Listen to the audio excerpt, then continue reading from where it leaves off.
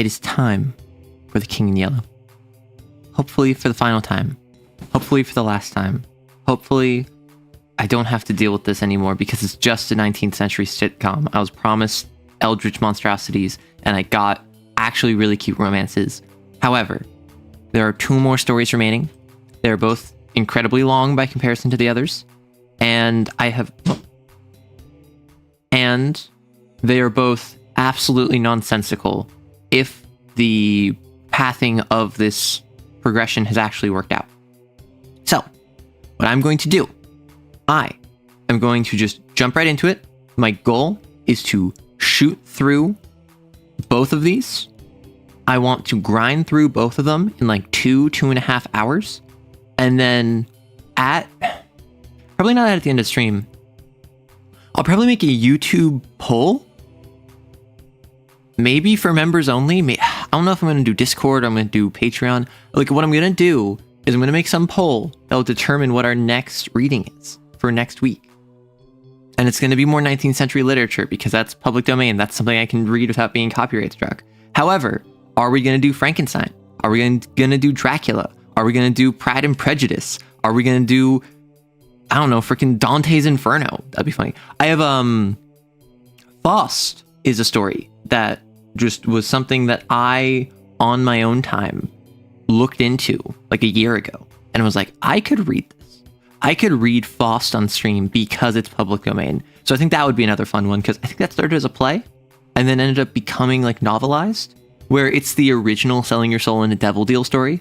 That could be fun. I don't know. I just like the idea of sharing stories like this.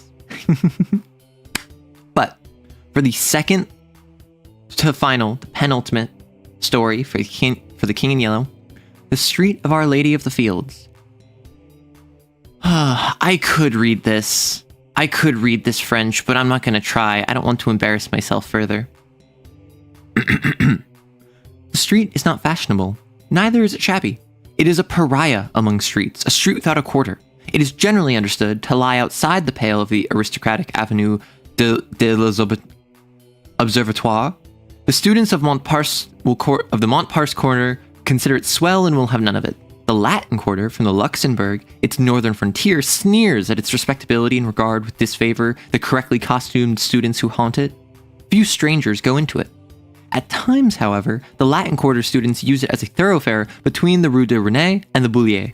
But except for that and the weekly afternoon visits of parents and guardians to the convent near the Rue Vavin, the street of Our Lady of the Fields is as quiet as a Passy boulevard. Perhaps the most respectable portion lies between the Rue de la Grand Chemin and the Rue Vavin, which at least this was the conclusion arrived at by Reverend Joel Burm as he rambled through it with Hastings in charge. To Hastings, the street looked pleasant in the bright June weather, and he'd begun to hope for its selection when the Reverend Byram shied violently at the cross of the convent opposite. "Jesuits," he muttered. "Well," said Hastings wearily, "I imagine you won't find anything better. You say yourself that vice is triumphant in Paris, and it seems to me that every street we find Jesuits or something worse." After a moment, he repeated, "Or something worse," which of course I would not notice except for your kindness in warning me. Dr. Byram sucked in his lips and looked about him. He was impressed by the evident respectability of the buildings. Then, frowning at the convent, he took Hastings' arms and shuffled across the street to an iron gateway which bore the 201 bis painted in white on a blue ground. Below this was a notice printed in English. "For porter, please press once." Oppress. "For porter, please press once. For servant, please press twice. For parlor, please press thrice." Hastings touched the electric button 3 times and they were ushered through the garden and into the parlor by a trim maid. The dining room door, just beyond, was open, and from the table in plain view, a stout woman hastily arose and came towards them. Hastings caught a glimpse of a young man with a big head and several snuffy old gentlemen at breakfast, before the door closed and the stout woman waddled into the room, bringing with her an aroma of coffee and a black poodle. "It is a pleasure to receive," she cried. "Monsieur is English? No? American? Of course. My pension is of American Soudan. Here I speak English. The personnel, the servants to speak. Plus seulement a little. I am happy to have your compassion." "Madam," began Dr. Byram, but he was cut short again. Ah, yes, I know. Ah, mon Dieu, you do not speak French, but you will come to learn. My husband does speak with the pensions. We have the moment of family American who learn of French husband. Here the poodle growled at Dr. Byram and was promptly cut off by his mistress. Voiture, she cried with a slap. Voiture, levez-en, oh, levez-en. Mais, madame, said Hastings, smiling. Il n'a pas l'air très fort. Il n'a pas l'air très... Okay, so he is not very ferocious, I imagine. He's not very scary. The poodle fled and his mistress cried, Ah, the accent charming. He does speak French like a Parisian young gentleman. Then Dr. Byram managed to get in a word or two and gathered more or less information regarding the prices. It is a pension serious. My clientele is of the best. Indeed, a pension the family will need at home. I appreciate the portrayal of French English. It is very silly, even if it is very strong. Then they went upstairs to examine Hastings' future quarters, test the bed springs, and arrange for the weekly towel allowance. Dr. Byram appeared satisfied. Madame Marot accompanied them to a door and rang for the maid, but as Hastings stepped out in the gravel walk, his guide and mentor paused for a moment and fixed Madame with his watery eyes. You understand, he said, that he is a youth of most careful upbringing, and his character and morals are without stain. He is young, and he's never been abroad, never even seen a large city, and his parents have requested me, as an old family friend living in Paris, to see that he's placed under good influences. He's studied art, but on no account would his parents wish him to live in the Latin Quarter if they knew of the immorality which is rife there. A sound like the click of a latch interrupted him, and he raised his eyes, but not in time to see the maid slap the big-headed young man behind the parlor door. Madame coughed, cast a deadly glance behind her, and then beamed on Dr. Byram. It is that well he comes here. The pension more serious. Il n'existe pas. It is not any, she announced with conviction. So, as there was nothing more to add, Dr. Byram joined Hastings at the gate. I trust, he said, eyeing the convent. I keep wanting to call it the covenant. I trust, he said, eyeing the convent, that you will make no acquaintances among Jesuits. What is a Jesuit? I thought it... when I think Jesuit, I think proselytizer? But that sounds incorrect based off the fact that they seem to be discriminatory. Hastings looked at the convent until a pretty girl passed before the gray facade, and then he looked at her. A young fellow with a paint box and canvas came swinging along, stopping before the pretty girl, said something during a brief but vigorous handshake at which they both laughed, and he went on his way, calling back, Demain Valentine! As is in the same breath she called, Demain! Valentine. So Demain, I believe, is like tomorrow, like see you tomorrow. Valentine, thought Hastings, what a quaint name. And he started to follow the Reverend Joel Byram, who was shuffling towards the nearest tramway station. Okay, so we're already like in the first chapter of this done. Byram is Papa.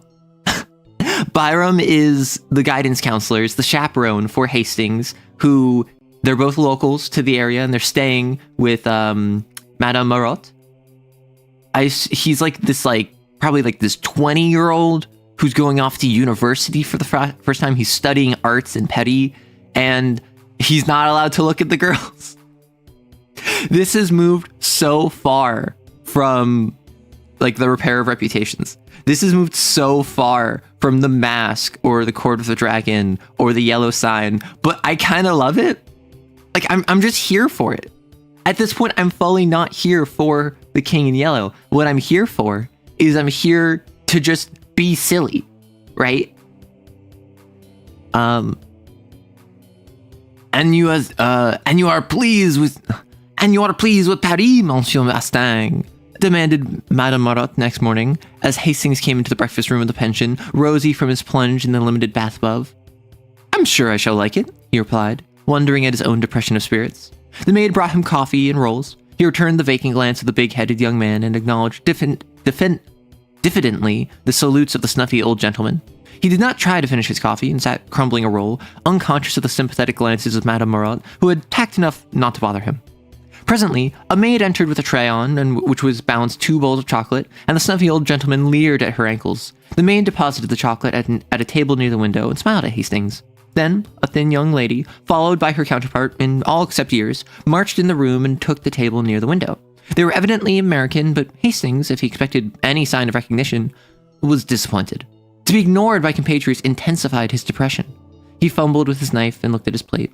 The thin young lady was talkative enough. She was quite aware of Hastings' presence, ready to be flattered if he looked at her, but on the other hand, she felt her superiority, for she had been 3 weeks in Perry, and he, it was easy to see, had not yet unpacked his steamer trunk. Her conversation was complacent. She argued with her mother upon the relative merits of the Louvre and the Bon Marche, but her mother's part of the discussion was mostly confined to the observation, "Why, Susie!" The snuffy old gentleman had left the room in a body, outwardly polite and inwardly raging. They could not endure the Americans, who filled the room with their chatter. The big-headed young man looked after them with a knowing cough, murmuring, "Gay old birds." Me, when the older gay gentleman walks by me, "Gay old bird." I don't say it discriminately. I say it because he's just an old bird who happens to be gay, and we love those. "They look like bad old men, Mr. Bladen," said the girl. To this, Mr. Bladen smiled and said, "They've had their day," in a tone which implied that he was now having his. "And that's why they all have baggy eyes," cried the girl. "I think it's a shame for young gentlemen." "Why, Susie!" said the mother, and the conversation lagged. Ugh, I hate that. I hate someone whose only contribution to a conversation is to shut it down. And you might be wondering, like, oh no, is that me? Am I the one who's doing that? So if your only contribution to a conversation is like a stinger to someone else's comment, you are shutting down the conversation because they're talking and you're interrupting. You're surgically slicing off their flow because what you're doing is you're setting it up in such a way that they're trying to communicate and then you stop them, which stops conversation. If you say a joke that doesn't land, that is not sniping the conversation. That is not having an interjection that ruins the flow. That is simply having a joke that doesn't land. That's fine. What the issue is that if you're trying to butt in on other people's conversation topics, like the mother here, and all she's adding is, "Why, Susie?" And some people really like it when others butt in on conversation because it makes the conversation feel dynamic. But you have to have another through line to go off of. You have to have another train to jump off onto to continue the conversation. This is just shutting it down. I don't like the mother. Boo. After a while, Mr. Bladen threw down Le Petit Journal, which he daily studied at the expense of the house, and turning to Hastings, started to make himself agreeable. He began to say, "I see you're American." To this brilliant and original opening, Hastings, deadly homesick, replied gratefully, and the conversation was judiciously nourished by observations from Miss Susie being distinctly addressed to Mr. Bladen. In the course of events, Miss Susie, forgetful to address herself exclusively to Mr. Bladen, and Hastings replied to her general question, the entente cordiale was established, and Susie and her mother extended a proctorate over what was clearly neutral territory. I love this. I'm always surprised at how good Chambers' writing is, because not only is it he can position himself in the prose in a way where you have very basic descriptions, like Susie is only talking to Bladen, but it's presented in such a way that she's judiciously nourished by observations from Susie being distinctly addressed to Mr. Bladen, and then in the course of events, she forgot to address herself exclusively to Mr. Bladen, and then the entente cordiale was established, to which they extended a proctorate over neutral ground, implying that they are involving, what's his face? Who's the main character? Hastings? In the conversation? Because, I don't know, it's a rule of comedy that if you involve... Well, welcome in, Can.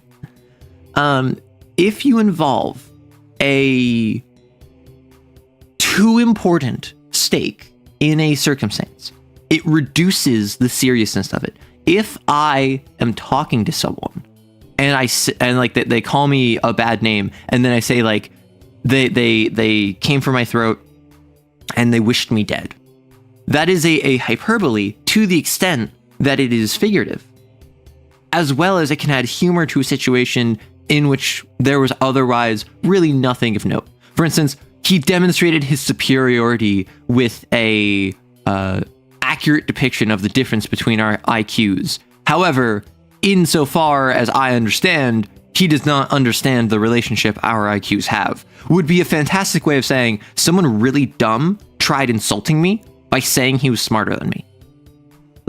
And that's just what Chambers does a lot. I wouldn't say all the time. I wouldn't even say half the time. You've escaped from membership renewal prison. Well, glad you can make it.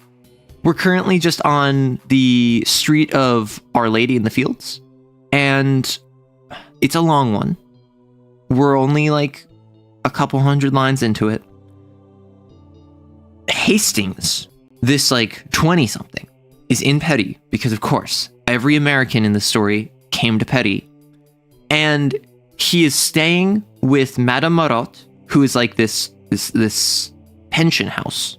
And he has strict orders from his parents not to interface with all of the girls near here. And he needs to focus on his studies. But right now he's talking to a girl. And I'm just kind of espousing upon the fact that with the pros, that the conversation was judiciously nourished by observations from Miss Susie Bing, distinctly addressed to Mr. Bladen. In the course of events, Miss Susie, forgetting to address herself exclusively to Mr. Bladen, and Hastings replied to her general question, the entente cordiale was established, and Susie and her mother extended a proctorate over what was clearly neutral territory. That is a fantastic way of putting, and a wonderfully flavorful way of putting, that like Hastings kind of inserted himself into a conversation that was not addressed to him, and now by Susie accidentally like having him respond to one of her general questions, now it's everyone. Now it's a full conversation. And I just like that. I think it's neat. Happy to be here. This story is one of my favorite. Ooh, lovely, Coiler. That's one way to say he sleeps around. No, so he doesn't sleep around. I think that he has no pull. I think that his parents don't want him to sleep around, but I don't think that they gotta worry about that. Mr. Hastings, you must not desert the pension every evening as Mr. Bladen does. Petty is an awful place for young gentlemen, and Mr. Bladen is a horrid cynic. Mr. Bladen looked gratified. Hastings answered, I shall be at the studio every day, and I imagine I shall be glad enough to come back at night. Mr. Bladen, who, at a salary of $15 a week, acted as an agent for the Pewley Manufacturing Company of Troy, New York, smiled a skeptical smile, and withdrew to keep an appointment with a customer on the Boulevard Magenta. Hastings walked into the garden and with Mrs. Bing and Susie, at their invitation, sat down in the shade before the iron gate. The chestnut trees still bore their fragrant spikes of pink and white, and the bees humming among the roses trellised on the white-walled house. A faint freshness was in the air. The watering carts moved up and down the street, and a clear stream bubbled over the spotless gutters of the Rue de la Grande Chaumière. The sparrows were merry along the curbstones, taking bath after bath in the water, ruffling their feathers with delight. In a walled garden across the street, a pair of blackbirds whistled among the almond trees. Hastings swallowed the lump in his throat, for the song of the birds and the ripple of water in Petty gutter brought him back to the sunny meadows of Millbrook. Okay, I will say, I'm not quite at the point of being homesick, but I definitely I'm in California. I moved across the country over the summer in the US, and I came from the East Coast, I'm on the West Coast, and there are certainly times where I just look at something and I'm like, yeah, this reminds me of the East Coast.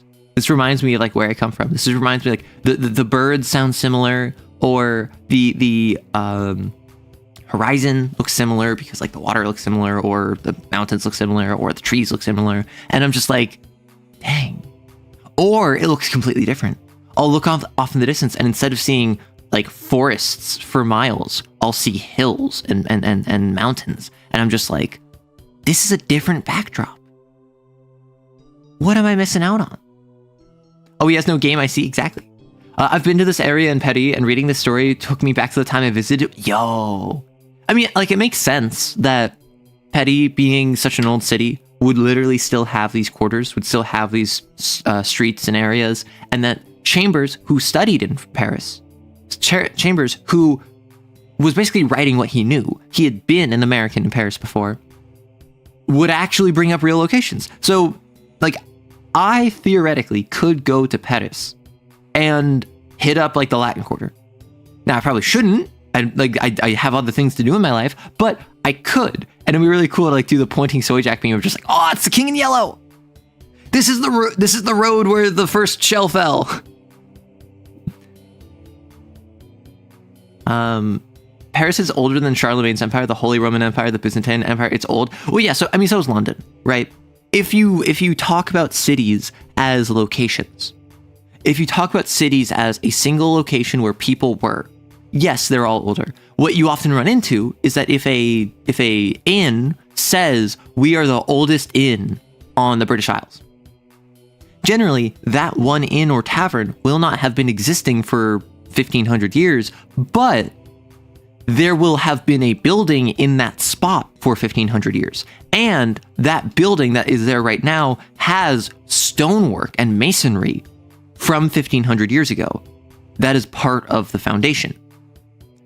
So there was an inn or tavern 1,500 years ago, and then it got burned down, and then a blacksmith got built there, and then a blacksmith got converted into a ale house, and then the ale house got converted into like a brothel, and then the brothel burned down, and then it was empty plot for a bit, and then a church got built up there, and then the church collapsed, and then they built another tavern there, and now we're at taverns again.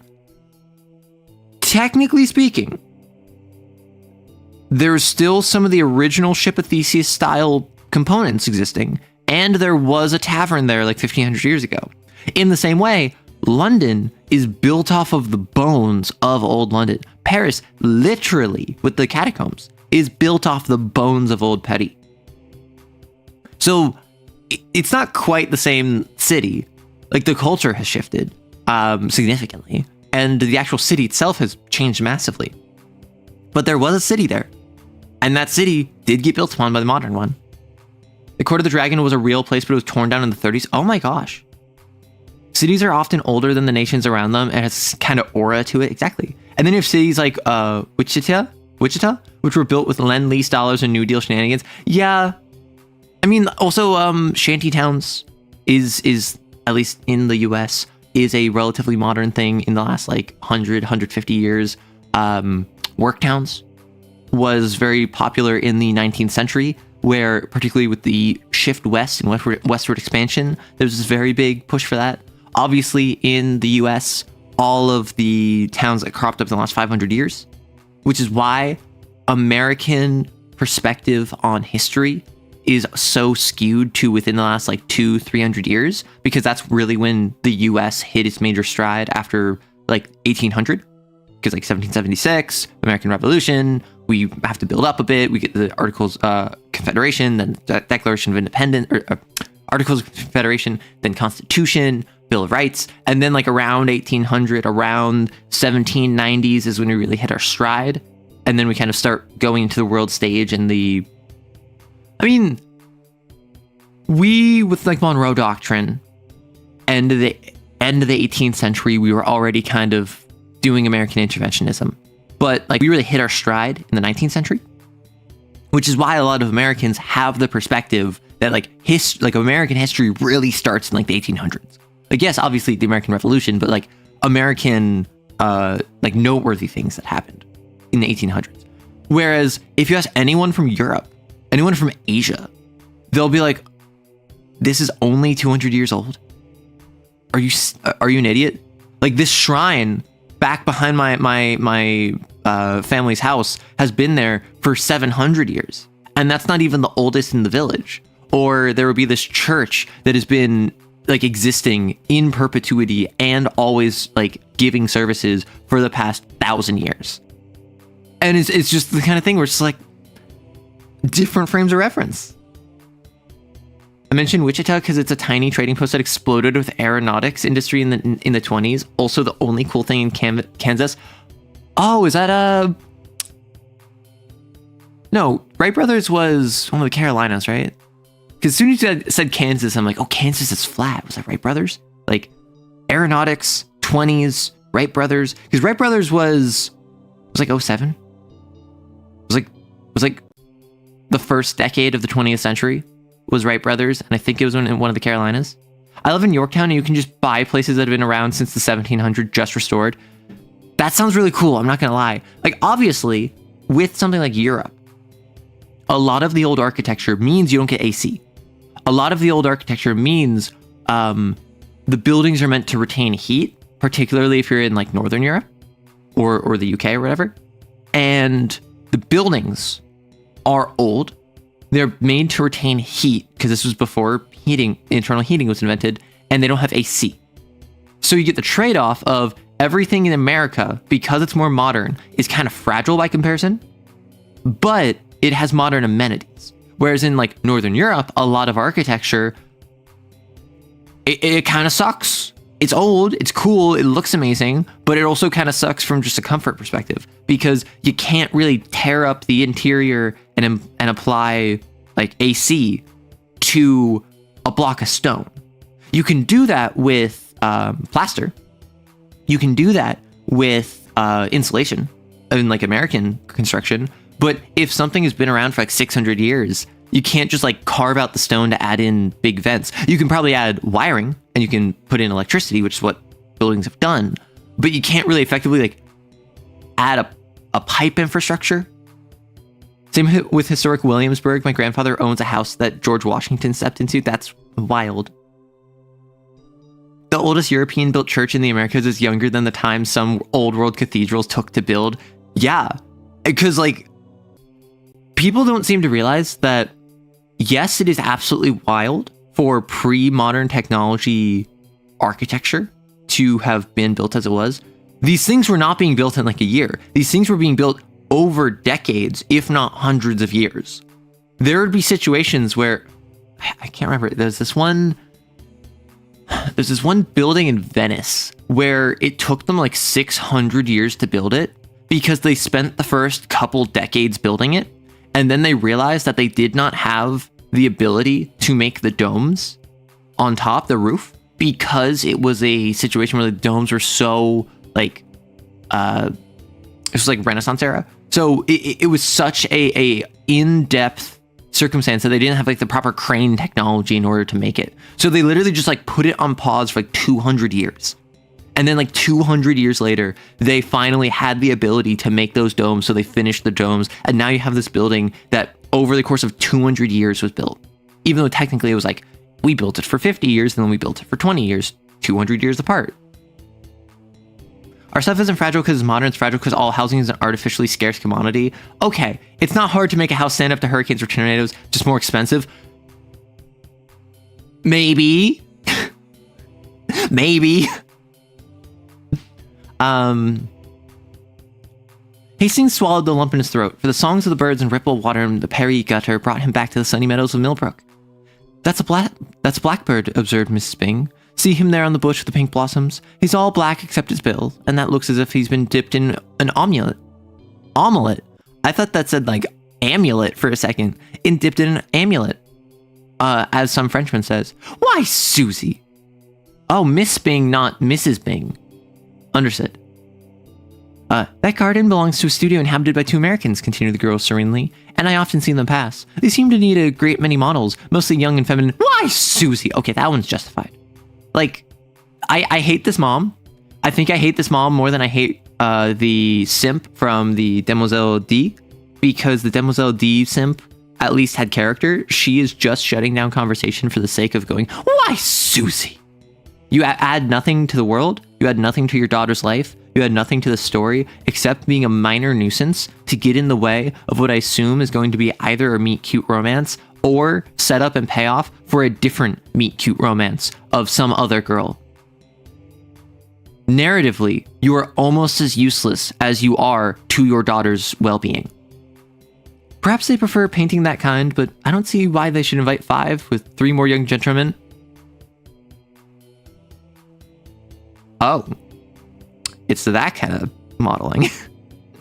And I'll get into 2 cabs and driveways singing. The street, she continued, is dull. There's nothing to see except a garden and glimpse of the Boulevard Montparnasse through the Rue de Montparnasse. Boulevard Montparnasse through the Rue de la Grande Chaumière. No one ever passes except a policeman. There's a convent on the corner. I thought it was a Jesuit college, began Hastings, but at once overwhelmed with a Baedeker description of the place, ending with, on one side were the palatial hotels of Jean-Paul Laurens and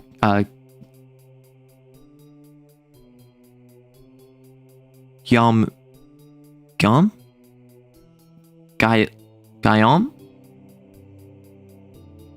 Boreau, and opposite in the little passage Stanislas,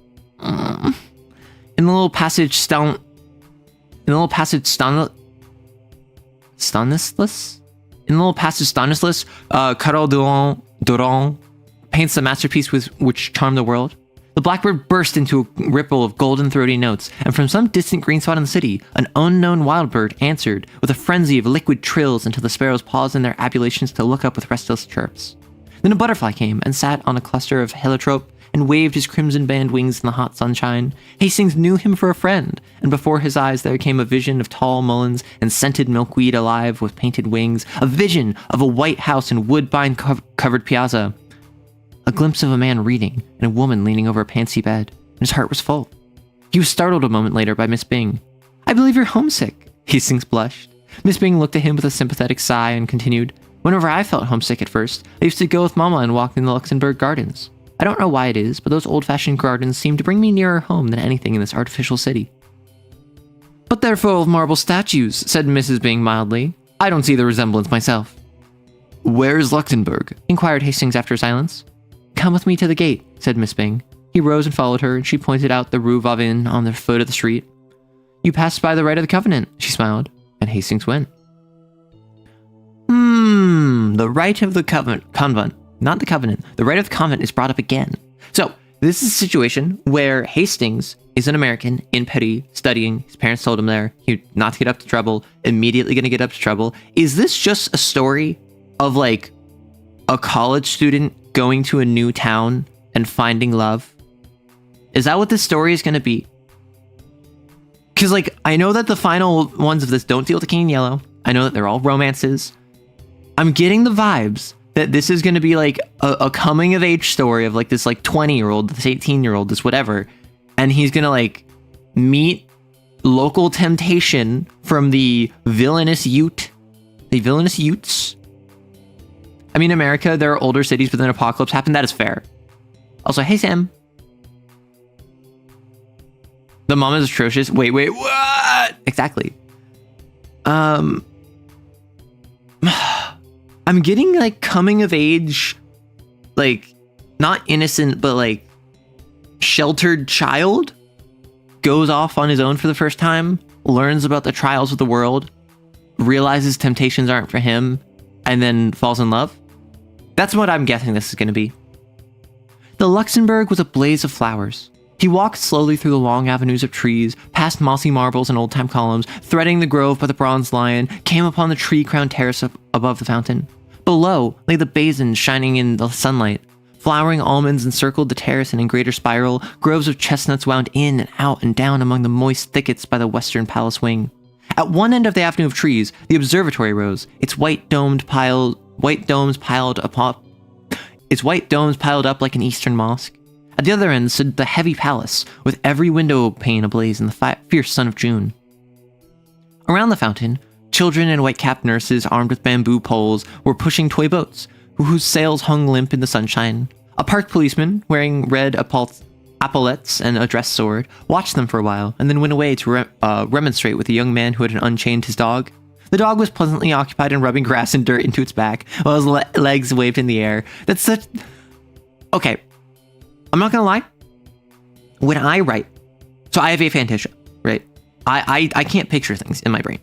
And so when I write descriptions, if I imagine a character, like, I don't know what any of these characters look like. The story has not explicitly said, this is what this character looks like.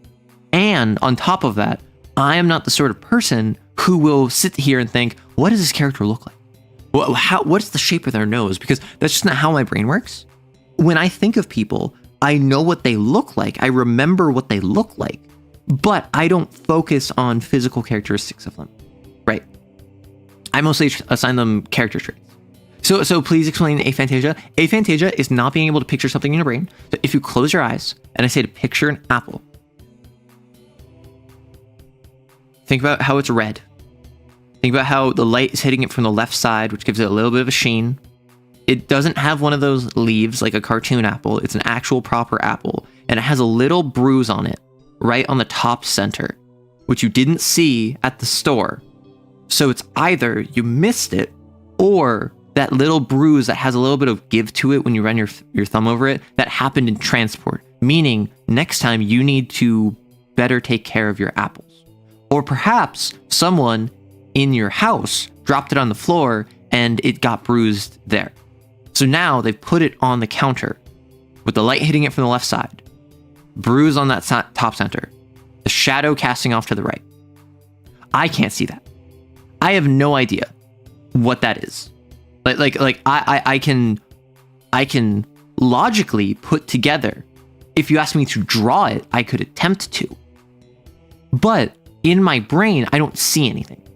I am told that the average person, your standard person, when they close their eyes and they think about it, they literally see a picture image of a red apple with a bruise and some light hitting it from the left side. There's a worm in the bruise or a parasitoid wasp. Oh my gosh.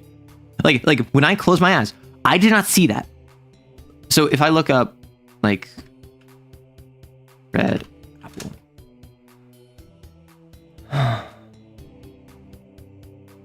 This looks, is this AI? No, that was AI.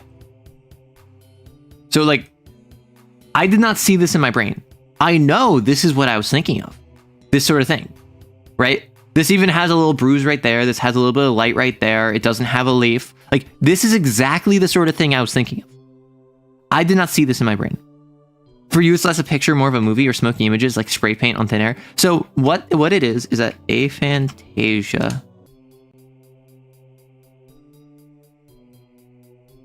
There is a gradient where most people, from my understanding, are on the left here.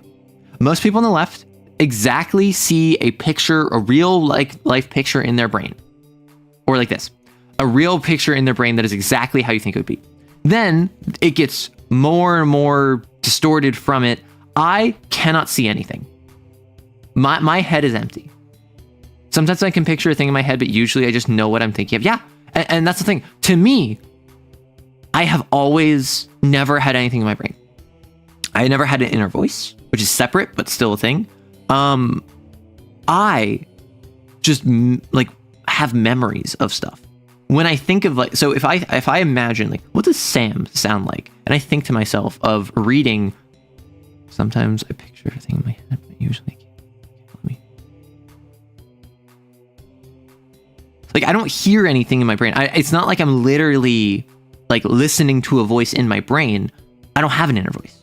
I simply like am processing the meaning behind those words. I don't hear the words spoken. I very much like how a computer doesn't actually care about the text string, it cares about the tokens associated with them. I am an LLM, is what I've learned.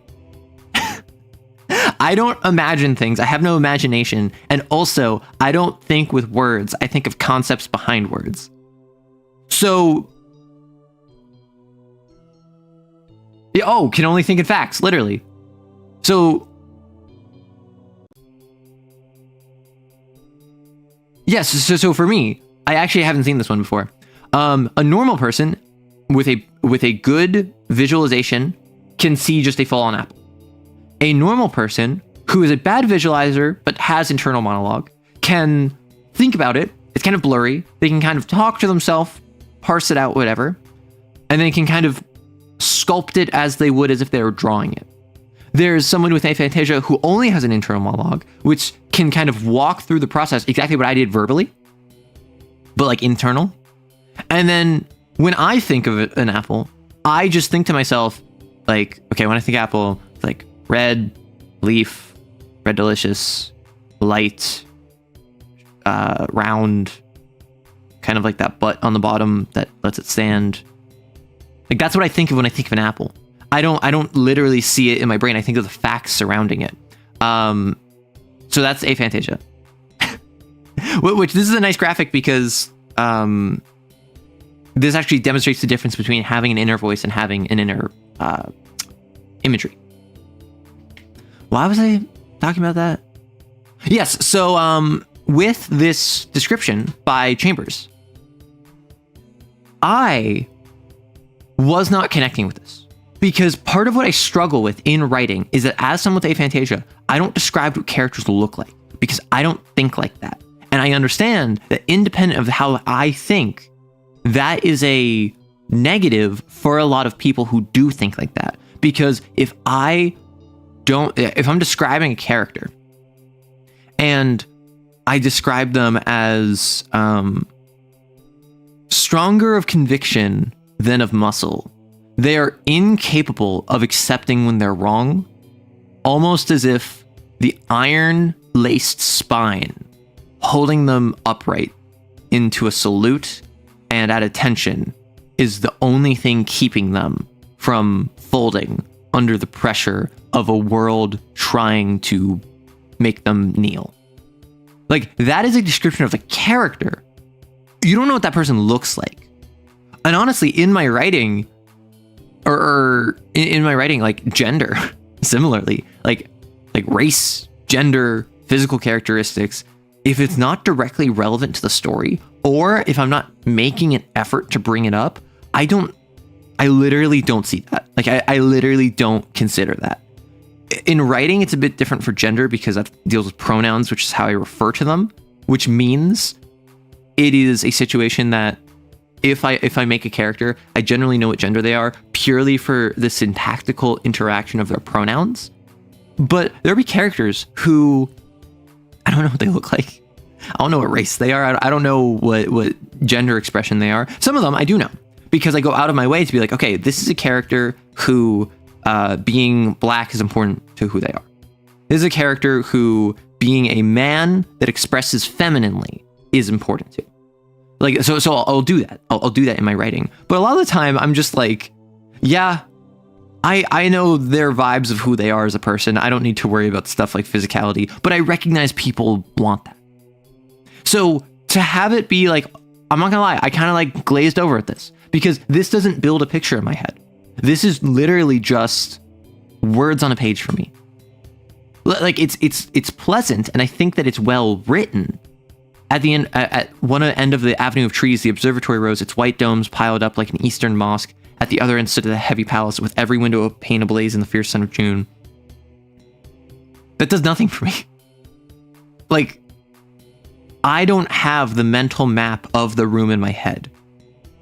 So this doesn't help. But,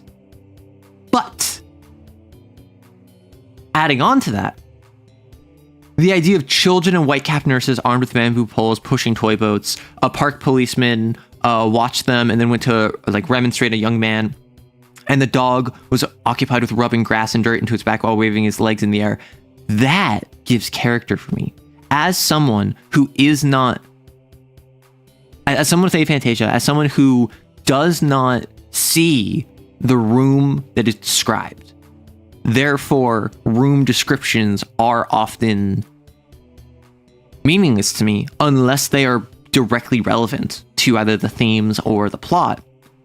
Something like a dog rolling around with grass on its back as a policeman goes over to the guy who owns the dog and is like, bro, you gotta put your dog on a leash. Like, that adds more character to a space for me. In the same way how earlier I made that comment about like the random description of the guy who's like conviction was stronger than his physicality, but the iron bar that kept his back straight was the only thing that kept him from bowing to a world that wanted him to kneel. Like, that gives me more of a description of a character that's more useful to me than he was tall and broad like the side of a barn.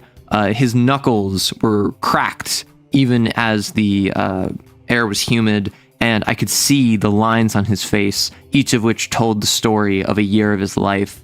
A tattoo of a tiger's tail peeked out from around his shoulder, and on his other, across his chest, I saw the tip of just its snout, implying that it ran across his entire back. Like, that's the sort of thing where, sure, I might be able to refer to a guy as the old guy or the tall, broad guy, like Mr. Barn, as if I don't know his name and like I need to just refer to him by physicality. But I'm much more inclined to remember the factual characteristics of him than the physical characteristics. Humans all look the same to me in my mind. I can't picture them at all. Yeah. And I don't have face blindness. I can tell the difference between person A, person B pretty easily. But if you described yourself to me, if you described physically, like, my brown eyes are often said to be just like 1 centimeter too close together, and I have a notch in my eyebrow, and I have a nose ring that my hooked nose sticks out, and I'm really self-conscious about that. Also, I have really like thin lips that go very wide across my face. with a goatee of black hair that I have a cut from when I shaved myself this morning. Like, if you tell me all of that, I know what all of those mean individually. I can't put that together to make a face in my brain. That's just not how it works for me. Which is something that I think a lot of people don't get, because this is very much like just brains working different. This is very much I don't think you'll ever have one. I don't think I'll have. I don't think you'll ever have an experience of not having the ability to picture stuff, and I will never have the experience of picturing stuff. And like, it doesn't mess with my quality of life, at least not significantly. It's something where linguistically, in my mind's eye, there is nothing. My mind's eye is blind, right? So that is something where I always thought that was metaphorical. Similarly, your inner voice, I always thought that was metaphorical. So in my writing, I a little bit fly blind, where I write about stuff using language that I thought was metaphorical, but is literal for most people. So that is definitely something that I think is different, but I don't think it's bad. I don't think it's negative at all. Let's be super creative with how I imagine them. Like, that description gives me scrawny but stalwart, maybe hiding some fear. Exactly. And that's why I tend to do that. But I also recognize that a lot of people prefer physical descriptions. And I have a story that I was writing prior to content creation that I wanted to focus on my other work. So I stopped writing it so I could edit that other one. And then I stopped editing so I could focus on content creation. It's a story where there's 4 protagonists, and each of them has different interests. So what I did is when each of them was a perspective character, they all know each other, they're all friends. They each describe each other using different traits. So one of them is in fashion. So she will describe the outfits of all of the other characters whenever she interacts with them. She recognizes them by what they wear and how they present themselves. Whereas one of the other characters identifies all of them based off their expression, and is like, that character is autistic and shy. So they focus really in on micro expressions and what is the body language of this person. They are the sort of autistic where they didn't understand this. So they kind of like really went all in on trying to learn it and like min-max it. So in all of their interactions, they're focused on how people physically are presenting themselves, as opposed to this other character who focuses on how they choose to express themselves with their clothing. So I will literally describe characters differently based on who is the perspective character, based on the interests and mindset and mentality of the POV, which I think can be really useful. But that being said, I don't know what these people look like. I don't know how to describe someone's face. Like a chiseled jaw that held the like struggles of days gone by. Chiseled into it was the pain of a love once lost. Like romance author descriptions I can't do. Literally how I feel about like social cues. I do not understand your nonverbal signals. Please stop blasting me with your social high beam. It won't work. What does chiseled even mean? I think it means like it looks as though it was chiseled out of stone. It looks like a statue. But chiseled is almost always positive. I can't see anything except like a cracked jaw. Imagine your jaw being cracked. No. The policeman pointed at the dog. He was speechless with indignation. Well, Captain, smiled the young fellow. Well, Monsieur Student, growled the policeman.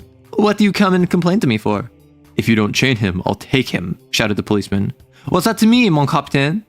What? Isn't that bulldog yours? If it was, don't you suppose I'd chain him?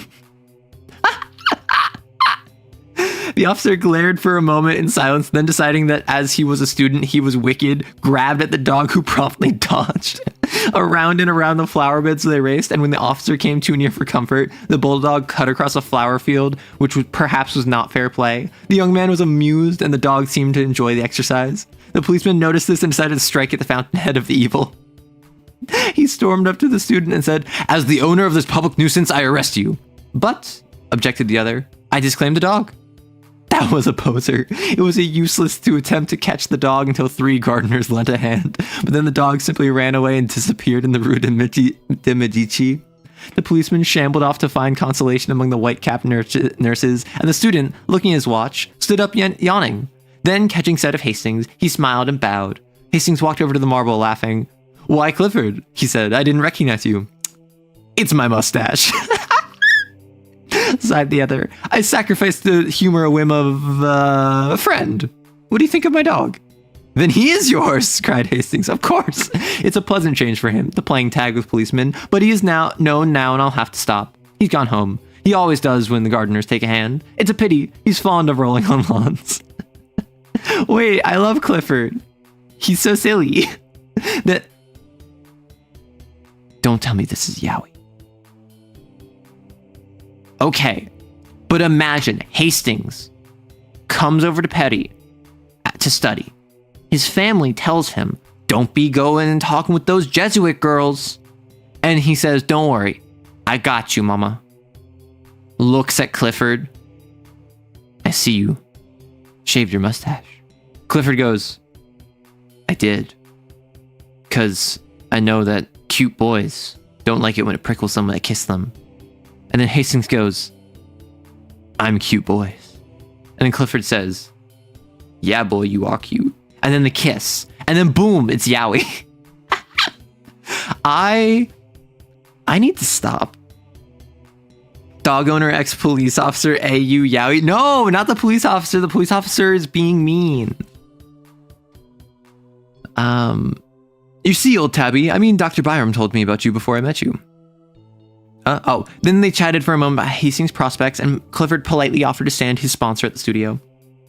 "You see, old Tabby, I mean, Dr. Byram told me about you before I met you," explained Clifford, "and Elliot and I will be glad to do anything we can." Then he looked at his watch again and he muttered, "I have just 10 minutes left to catch the Versailles train.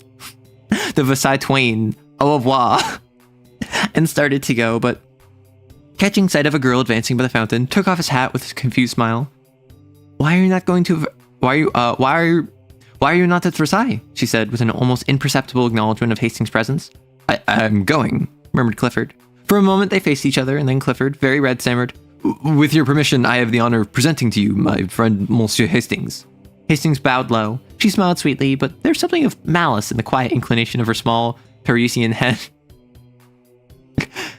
"I could have wished," she said, "that Monsieur Clifford might spare me more time when he brings with him so charming an American."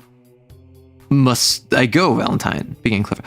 "Oh, this is Valentine, and Clifford's probably the boy from the beginning. Because at the end of the first chapter, there was this girl who the student walked up to, like shook her hand. They walked by, they were like, "Ah, the man," and he called her Valentine. And then Hastings was like, "Oh my gosh, Valentine is so cute." And it's insta-love, and I hate that, but could be cute. "Certainly," she replied. Clifford took his leave with a very bad grace, wincing when she added, and give my dearest love to Cecile." As he disappeared in the Rue d'Assas, the girl turned as if to go, but then suddenly remembering Hastings, looked at him and shook her head. Monsieur Clifford is so perfectly harebrained," she smiled. "It is embarrassing sometimes. You have heard, of course, about all his success at the salon?" He looked puzzled, and she noticed it. "You have been to the salon, of course." "Why, no," he answered. "I only arrived in Paris 3 days ago." She seemed to pay little heed to his explanation, but continued. "Nobody imagined he had the energy to do anything good, but on varnishing day, the salon was astonished by the entrance of Monsieur Clifford, who strolled about as planned as you please with an orchid in his buttonhole and a beautiful picture on the line." She smiled to herself at the reminiscence and looked at the fountain. "Monsieur Bordeaux told me that Monsieur Julien was so astonished that he only shook hands with Monsieur Clifford in a dazed manner and actually forgot to pat him on the back. Fancy," she continued with much merriment. "Fancy Papa Julien forgetting to pat one on the back." Hastings, wondering at her acquaintance at the great Bouguereau, looked at her with respect. "May I ask," he said diffidently, "whether you are a pupil of Monsieur Bordeaux?" She said in some surprise. Then she looked at him curiously. Was he permitting himself the liberty of joking on such short acquaintance? His pleasant, serious face questioned hers. Tiens, she thought, what a droll man. You surely study art, he said. She leaned back on the crooked stick of her parasol and looked at him. Why do you think so? Because you speak as if you did. You're making fun of me, she said, and it is not good taste. She stopped, confused, as he colored the roots of his hair. How long have you been in Paris? She said at length. 3 days, he replied gravely. But surely you are not a nouveau. You speak French too well. Then after a pause. Really, are you a nouveau? I am, he said. She sat down on the marble bench lately occupied by Clifford, and tilting her parasol over her small head looked at him. I don't believe it. He felt the compliment, and for a moment hesitated to declare himself one of the despised. Then, mustering up his courage, he told her how new and green he was, and all with a frankness which made her blue eyes open very wide, and her lips part in the sweetest of smiles. You've never seen a studio? Never. Nor a model? No. How funny, she said solemnly. Then they both laughed. And you, he said, have seen studios? Hundreds. And models? Millions. And you know Borgo? Yes, and Henner, and Constant, and Lawrence, and Puvis de Chavannes, and Degan, and Couteau, and all the rest of them. And yet you say you are not an artist. Pardon, she said gravely. Did I say I was not? Won't you tell me? He hesitated. At first she looked at him, shaking her head and smiling. Then, all of a sudden, her eyes fell, and she began tracing figures with her parasol in the gravel at her feet. Hastings had taken a place on the seat, and now, with his elbows on his knees, sat watching the spray drifting above the fountain jet. A small boy dressed as a sailor stood poking his yacht and crying, I won't go home, I won't go home. His nurse raised her hands to heaven. Just like a little American boy, thought Hastings, and a pang of homesickness shot through him. Presently, the nurse recaptured the boat, and the small boy stood at bay. Monsieur René, when you decide to come here, you may have your boat. The boy backed away scowling. Give me my boat, I say, he cried. And don't call me René. My name's Randall and you know it. Hello, said Hastings. Randall? That's English. I'm an American, announced the boy in perfectly good English, turning to look at Hastings. And she's such a fool, she calls me René, because Mama calls me Ranny. Here he dodged the exasperated nurse and took up his station behind Hastings, who laughed and, catching him around the waist, lifted him onto his lap. 19th century was a different time. Wow. Like, it's one thing for, like, a stranger to just, like, look at a child and be like, oh, you're American. And, like, child's like, yep, I'm American. And, like, she doesn't even call me my real name. It's like, I'm American too. Cool. Like, you go, kid. But then when his guardian is trying to discipline him, to pick him up and put him on your lap. Different time. Hastings would be catching a felony if this was in modern day America. Yeah, in a gruff and jaded exterior deprived way, that's called character development. Okay, just because the police officer was hostile to Clifford does not mean that it's gonna be yaoi. It might, but not necessarily. One of my countrymen, he said to the girl beside him. He smiled when he spoke, but there was a queer feeling in his throat. Don't you see the stars and stripes on my yacht? Demanded Randall. Sure enough, the American colors hung limply under the nurse's arms. Oh, cried the girl, he is charming, and impulsively stooped to kiss him, but the infant Randall wriggled out of Hastings' arm and his nurse pounced upon him with an angry glance at the girl.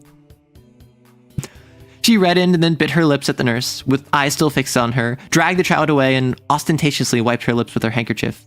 Then she stole a look at Hastings and bit her lip again. What an ill-tempered woman, he said. In America, most nurses are flattered when people kiss their children. Different time. Different time. Because, like, there's been a couple times where it's just, like, kiss this child, or it's, like, I assume, like, a little kiss on the forehead, just, like, yes, child, I bless you with the, like, wonders of adulthood and my maturity as I look over you as one adult would to another child. Maybe it's the modern day. People are weird. I don't know. This is definitely, if nothing else, I've been enjoying the King in Yellow for its, like, dive into historical precedent in how writing styles have changed, and, like, just the phrasing of kissing a child is different, right?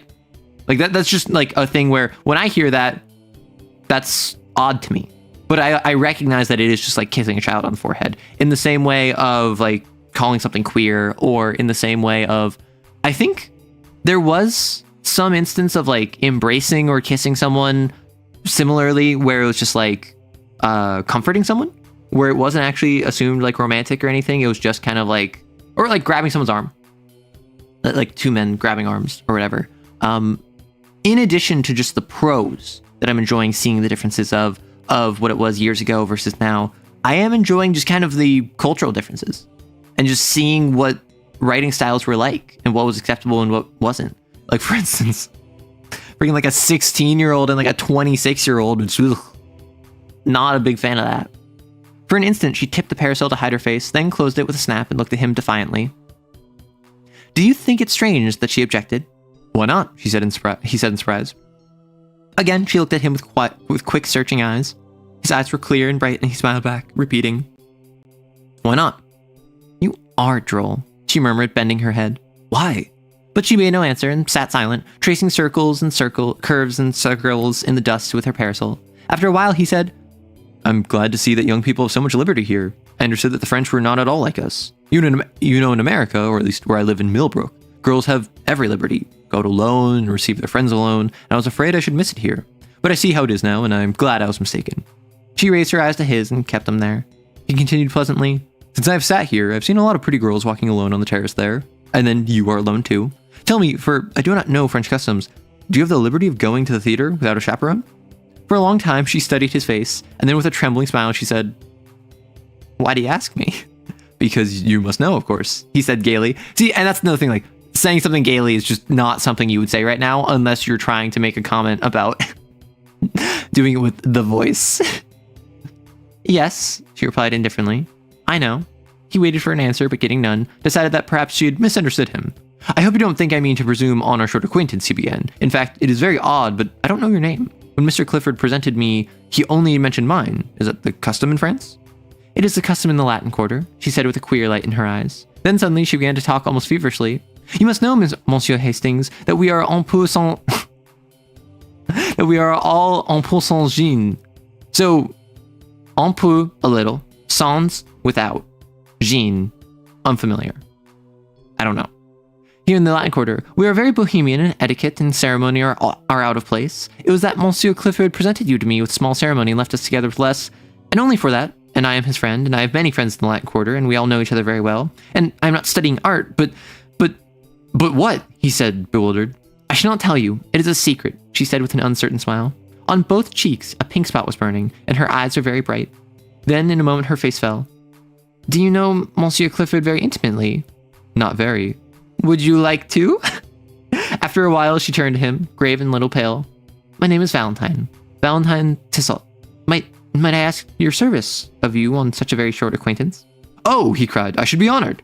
It is only this, she said gently. It is not much. Promise me not to speak to Monsieur Clifford about me. Promise me that you will speak to no one about me. I promise, he said, greatly puzzled. She laughed nervously. I wish to remain a mystery. It is a caprice. But, he began, I had hoped that you might give Monsieur Clifford permission to present me to your house. My house, she repeated. I mean, where you live, in fact, to present me to your family. The change in the girl's face shocked him. I beg your pardon, he cried. I have hurt you. And as quick as a flash, she understood him because she was a woman. My parents are dead. What? She gets embarrassed. She doesn't want him telling anyone that they've been talking. He says, sure. He says, I was hoping that you would bring me to your family. She gets embarrassed because she gets the wrong idea. He apologizes. She understands why he apologized because, woman moment. And then, my parents are dead, she said. Presently, he began again, very gently. Would it displease you if I begged you to receive me? Is it the custom? I cannot, she answered, then glancing up at him. I am sorry, I should like to, but believe me, I cannot. He bowed seriously and looked vaguely uneasy. It isn't because I don't wish to. I like you. You are very kind to me. Kind, he cried, surprised and puzzled. I like you, she said slowly. And we will see each other again, sometimes if you wish. At friends' houses? No, not at friends' houses. We will see each other sometimes if you wish. At friends' houses? No, not at friends' houses. Where? Here, she said with defiant eyes.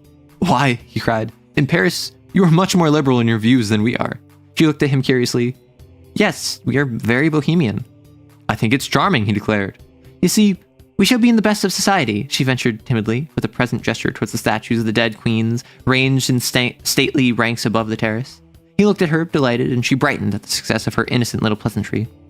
Indeed, she smiled. I shall be well chaperoned because, you see, we are under the protection of the gods themselves. Look, there are Apollo and Juno and Venus on their pedestals. counting them with her small gloved fingers, and Ceres and Hercules, but I can't make out. Hastings turned to look up the winged god under whose shadow they were seated. Why, it's love. Chambers, you hack, you've done it again. Chambers, you absolute hack, you've done it again. This is cute. She's all nervous and innocent. She wants to meet back up in public because, oh, we want to have good, like, company. We want to be chaperoned when we interact. Oh, you're so nice to me. You're so kind. Oh my gosh. And he's like, oh, you're so cute. Oh my gosh. And then, oh, but I don't know which god we're sitting under. Oh my gosh, it's love. Like, it's cringe, but it's free. You know, like, I read this and I'm smiling while rolling my eyes. You know, it's cute. It's a meet cute. I don't see it. Like, I think that they're both fine. I don't care about Hastings. I don't care about Valentine, like, with all due respect. But we're also like a third of the way through. So like I was saying this before, a lot of the other stories, they needed like another 5 pages, at least.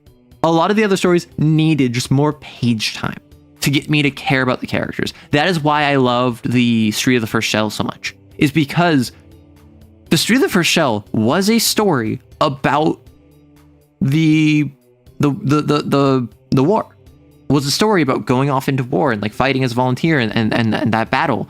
But the first half of it was just introducing the characters and letting them interact and like showing off how much of a gigachad that one guy was, West. How much of a gigachad West was. And I love that. That was so good. Like, I cared when he went to war because I thought he was going to die. I assumed that he might very well die. And then I had it like on my brain that like, yeah, the shells were going to hit the Latin Quarter where his wife was. And then she survived. And I was like, holy heck, I'm actually happy that both of these characters survived and that they have the child and that they're going to take care of it and that they love each other. Not because their romance was super in depth, but because they got time to showcase themselves. Right?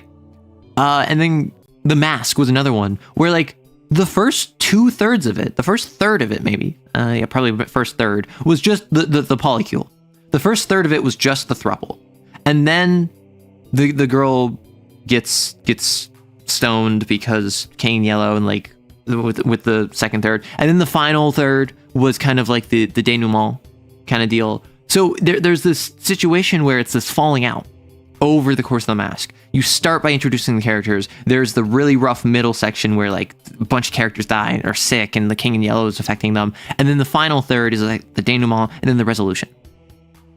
That's why those are 2 of my favorite stories from this. So I am down to see this develop into something more. What I will say is I don't like meet cutes. I don't like insta-love. I don't like, yeah, I saw him and he didn't make a pass at me, which means that he's nicer than every other Frenchman out there. So I'm going to fall in love with him by virtue of the fact that he didn't try so hard and reach out to me. Simply by not expressing interest in me, I'm interested in him. Like, that's a very common trope. The way characters are written in the story is why it's my favorite. Yeah, so I'm not a huge fan of insta-love. That is a personal preference thing. Insta-love is not bad. I don't like it. But I recognize it's not bad.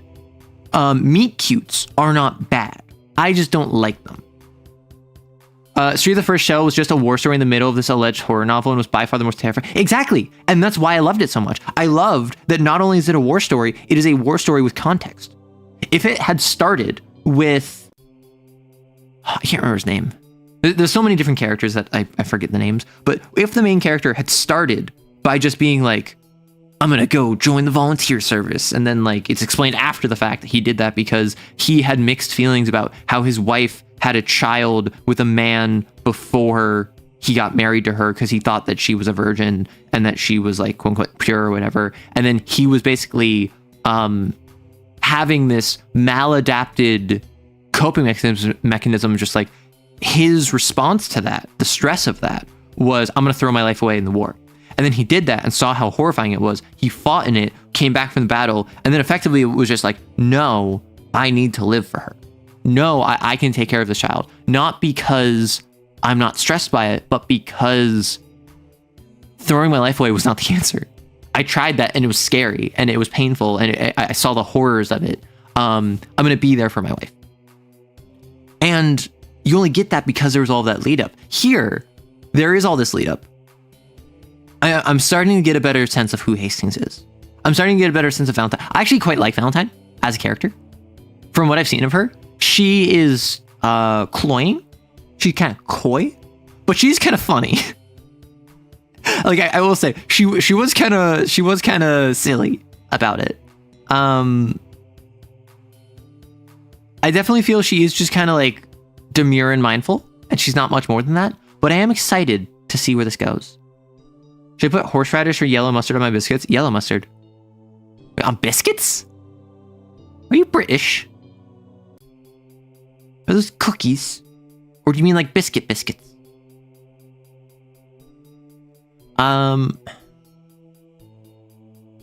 What? M? What? W? Flipped? Is it where? Where's the nouveau here? Drawled Lafayette. Lafayette? That's not Lafayette. That's Lafayette. Where's the nouveau here? Drawled Lafayette, leaning around his easel and addressing his friend Bowles. There's a nouveau here who's so tender and green and appetizing that heaven help him if he should fall into a salad bowl.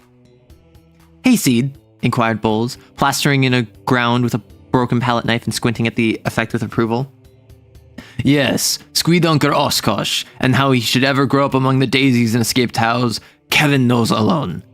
Bowles rubbed his thumb across the outlines of his study to throw in a little atmosphere, as he said, glared at the model, pulled at his pipe, and finding it out, struck a match on his neighbor's back to relight it.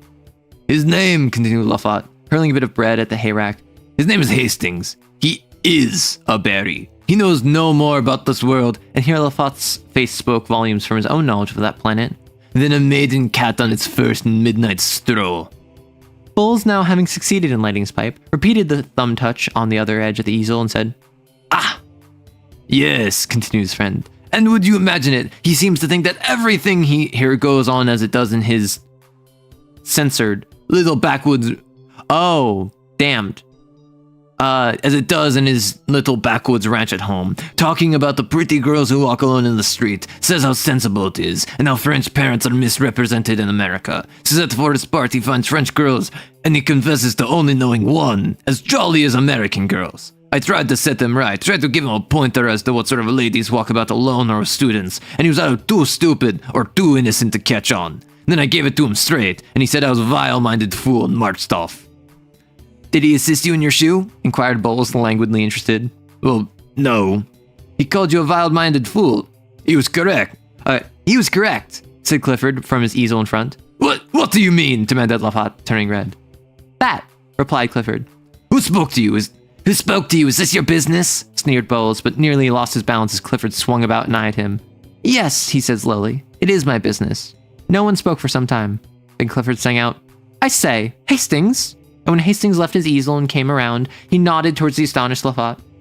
This man has been disagreeable to you, and I want to tell you that anytime you feel inclined to kick him, why, I will hold the other creature.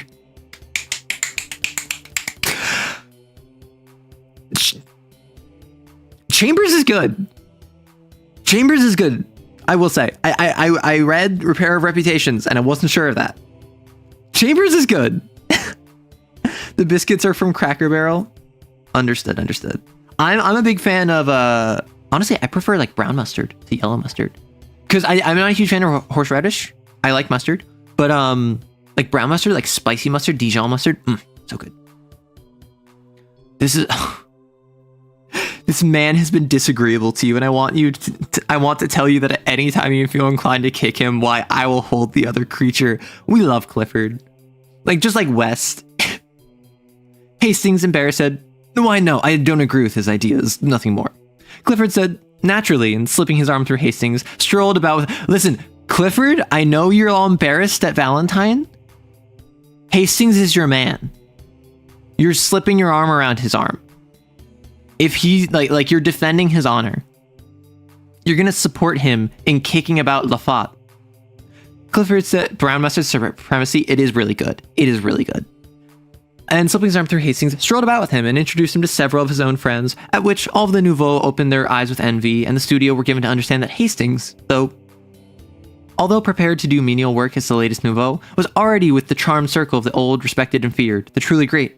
The rest finished, the model resumed his place, and work went on in a course, songs and yells and ear-splitting noise, which the art students utter when studying the beautiful. 5 o'clock struck. The model yawned, stretched and climbed into his trousers, and the noisy contents of 6 studios crowded into the hall and down into the street. 10 minutes later, Hastings found himself on top of a Montreux tram and shortly after was joined by Clifford. They climbed down on the Rue Gay-Lussac. I always stop here, observed Clifford. I like to walk through the Luxembourg. By the way, said Hastings, how can I call on you when I don't know where you live? Why, I live opposite you. What, the studio in the garden where the almond trees and the blackbirds? Exactly, said Clifford. I'm with my friend Elliot. Friend. Hastings thought of the description of the 2 American artists which he had heard from Miss Susie Bing and looked blank. Clifford continued, perhaps you had better let me know when you think of coming, so I'll be sure to be there. He ended rather lamely. Okay, that is a failed, boy failure pickup line. That is a man hitting on another man, failing because he's awkward, and attempting to be if you want to come over, just let me know, because, make sure that if you're over, I should be there. You know, that's the vibes he's giving off. I shouldn't care to meet any of your model friends there. Hastings is interested. You know, my ideas are rather straight-laced, I suppose you would say, puritanical. I shouldn't enjoy it and wouldn't know how to behave. Oh, I understand, said Clifford, but added with great cordiality. I'm sure we'll be friends, although you may not approve of me and my set. But you will like Severn and Selby because, well, they are like yourself, old chap. After a moment, he continued, there's something I want to speak about. You see, when I introduced you last week in the Luxembourg to Valentine... Not a word, cried Hastings, smiling. You must not tell me a word of her. Why, no, not a word, he said gaily. I mean, he doesn't want to hear about Valentine. He says this gaily. He wants to hear about his man. I insist. I promise me upon your honor you will not speak of her until I give you permission. Promise. I promise? Said Clifford, amazed. She's a charming girl. We had such a delightful chat after you left, and I thank you for presenting me, but not another word about her until I give you permission. Oh, murmured Clifford. Remember your promise, he smiled as he turned into his gateway. Clifford strolled across the street and traversed the ivy-colored alley, entered his garden. He felt for a studio key, muttering, I wonder, but of course he doesn't. He entered the hallway and, fitting the key into the door, stood staring at the 2 cards tacked over the panels. Foxhall Clifford, Richard Osborne Elliot. Is your name Foxhall? That's an awesome name. I should have called my friends Foxhall. Why the devil doesn't he want me to speak of her? So I assume Valentine. She says her parents are dead. I yawn, I'm sorry. She says her parents are dead. I don't think her parents are dead. I think she's related. She's the daughter of one of the really famous painters. And everyone knows this, which is why she's like, hey, I mean, that's probably why she's interested, is because she's like, oh, you don't see me as a tool to get to my father or to my brother or whoever she's related to. You don't see me as a tool to advance your own career, so I don't want you to learn that. I want to get to know you as just a man and a woman. I want to get to know you as Valentine and Hastings. And then it's going to be a whole situation where he falls in love with her, and then she's like, actually, the Bouguereau is actually my father, the biggest painter in all of Paris, and by meeting me and falling in love with me, and now we're going to get married, now you have all of the advancement that you could want, but what was good is that you didn't pursue me because of my status. You pursued me because of me. And that means that you're good enough to get all of the advancement you could ever want. So it's kind of like one of those things where you're rewarded for being moral. Or literally what I was describing earlier, where it's the idea of because you didn't flirt with me, I get the fact that you're a good enough guy to not do that. So now I want you to flirt with me because now I know you're a good guy. It's the circular logic of, by not pursuing advancement, you receive advancement. by not pursuing X, you get X, and you want X, but you're not supposed to pursue it, right? And it's that weird kind of circular logic, or that nonsensical logic, which happens in real life sometimes, but I definitely feel that's the direction this is going. He opened the door and, discouraging the caresses of two brindle bulldogs, sank down on the sofa. Elliot sat smoking and sketching a piece of charcoal by the window. "Hello," he said without looking around. Clifford gazed absently at the back of his head, murmuring, I'm afraid that man is too innocent." "I say, Elliot," he said at last. "Hastings, you know the chap that old Tabby Byram came around here to tell us about? That day you had to hide Colette in the armoire?"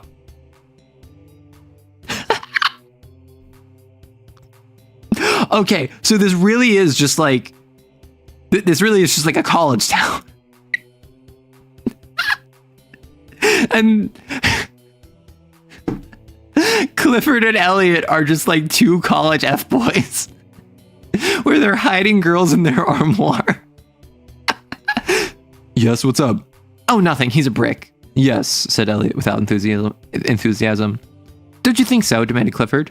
"Why, yes, but he's going to have a tough time when some of his illusions are dispelled." "More shame to those who dispel them."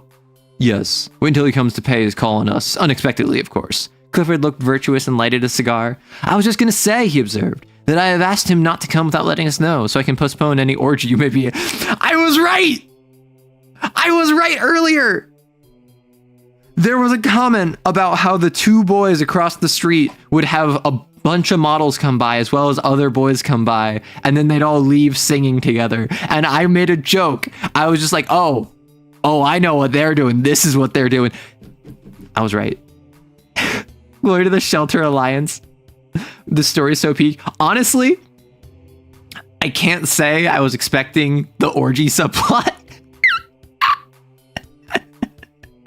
Well, okay, so I made a joke about it. I wasn't expecting it to actually be the case. However, if this is a story about Hastings basically having the dual temptation of he wants to have a really cute romance with Valentine. He wants to like court her under love, and he has to avoid the temptation of like Clifford and orgies and all of that nonsense that Parisians are bringing up, the Jesuits and all of that. I think I'm seeing the plot, and we're at the halfway point. So this can very well be a situation where he is romancing Valentine. He doesn't know Valentine is related to Beauregard.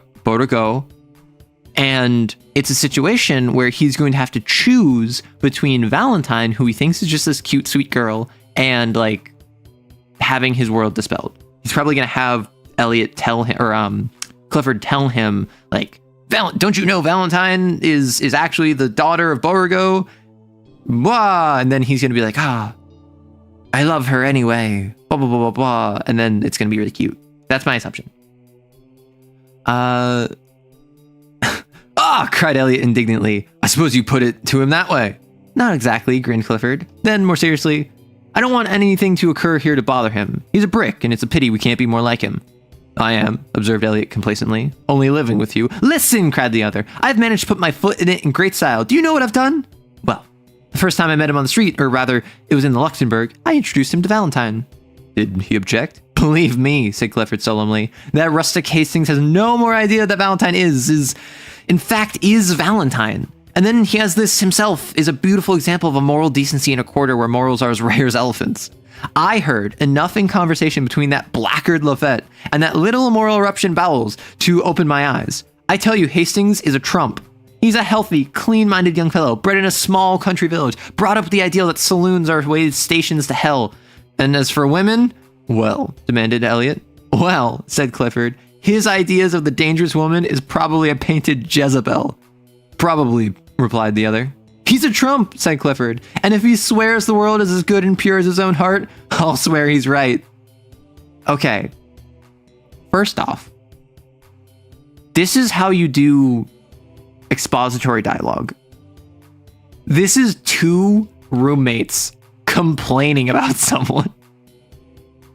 This is two guys gossiping about another student, and yet it's giving context to like who Valentine is, what their relationship is, what their thoughts on him are, who Hastings is giving more clarity on that. Like, this is how roommates talk to each other, I suppose in the 19th century. But it's the idea of like, one is complaining, the other one's just like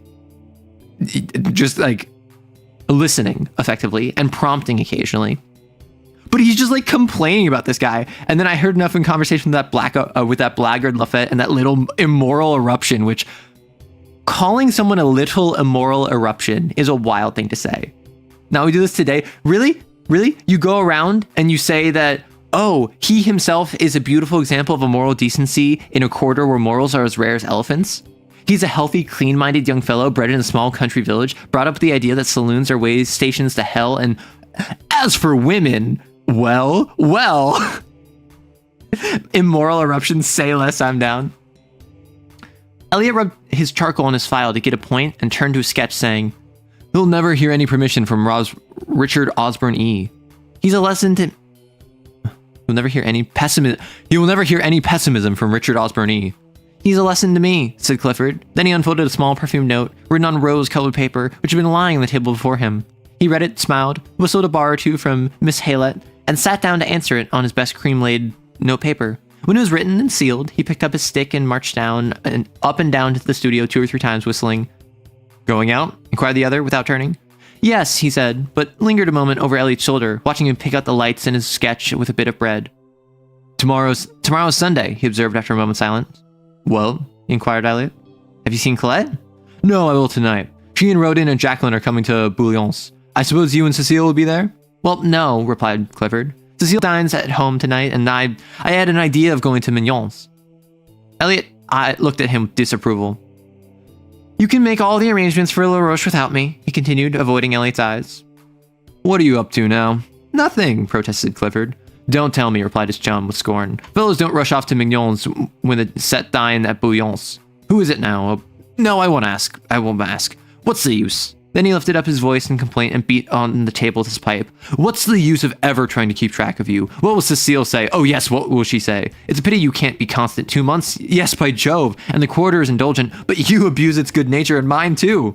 Presently he arose, jamming his hat on his head, marched to the door. "Heaven alone know why anyone puts up with your antics, but they all do, and so do I. If I were Cecile, or any of the other pretty fools after whom you toddled and will, in all human probabilities, continue to toddle, I say, if I were Cecile, I'd spank you."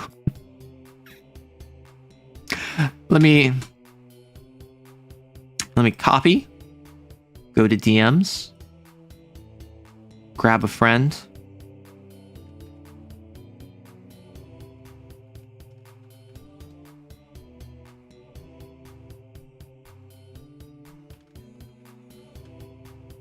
Sorry, I'm just sending that exact line to a friend of mine.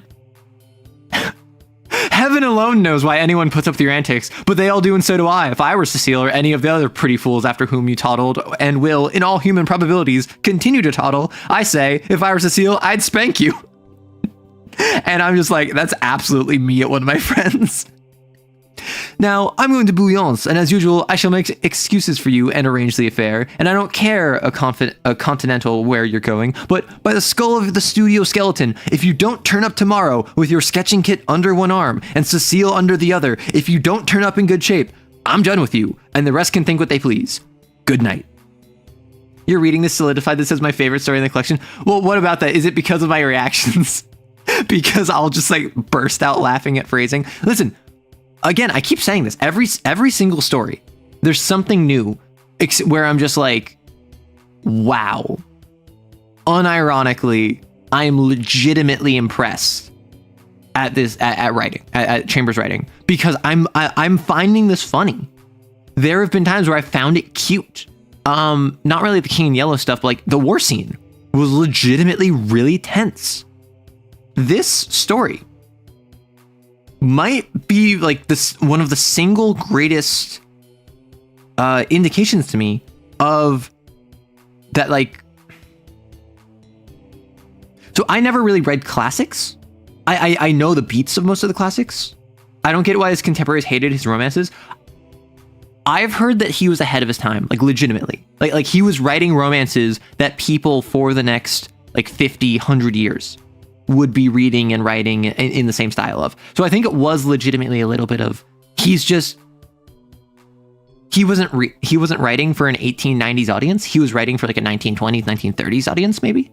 But the King in Yellow, I haven't really gone around reading many classics.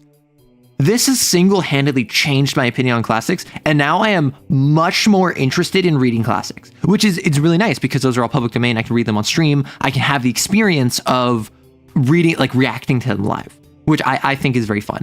But I was under the assumption that the prose would have a lot of like the he said gaily, he declared, he shouted when it was something very calm that he said, which this does have.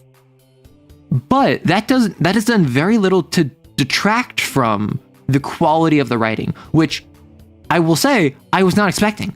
I was expecting to fight with the prose. And I don't know if that's because Chambers is a very modern sounding writer, where a lot of this, not all of these stories, but a lot of these stories, if you told me this was written in 1999 and it was set in 1799, I would believe you.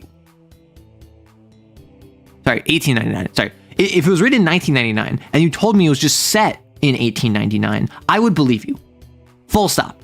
I would just like believe you if you told me this was written 30 years ago. Not all of them, but most of them, which I think is an indication of good writing. However, I don't read enough classics, and I would love to. So I'm curious if that is a unique strength of Chambers' writing, or if that is something typical to a lot of 20th century or 18th century literature.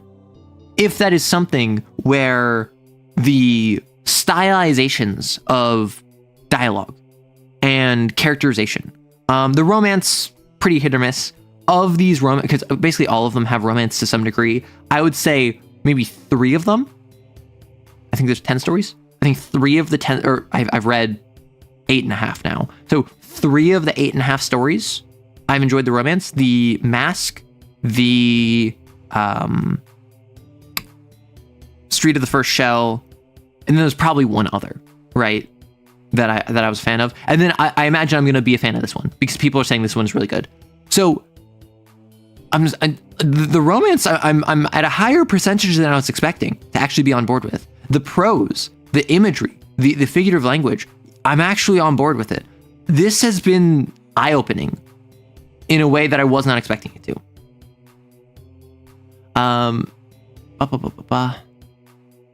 Clifford said goodnight with as pleasant a smile as he could muster, and then sat down with his eyes on the door. He took out his watch and gave Elliot 10 minutes to vanish, then rang the concierge's calls, murmuring, oh dear, why the devil do I do it?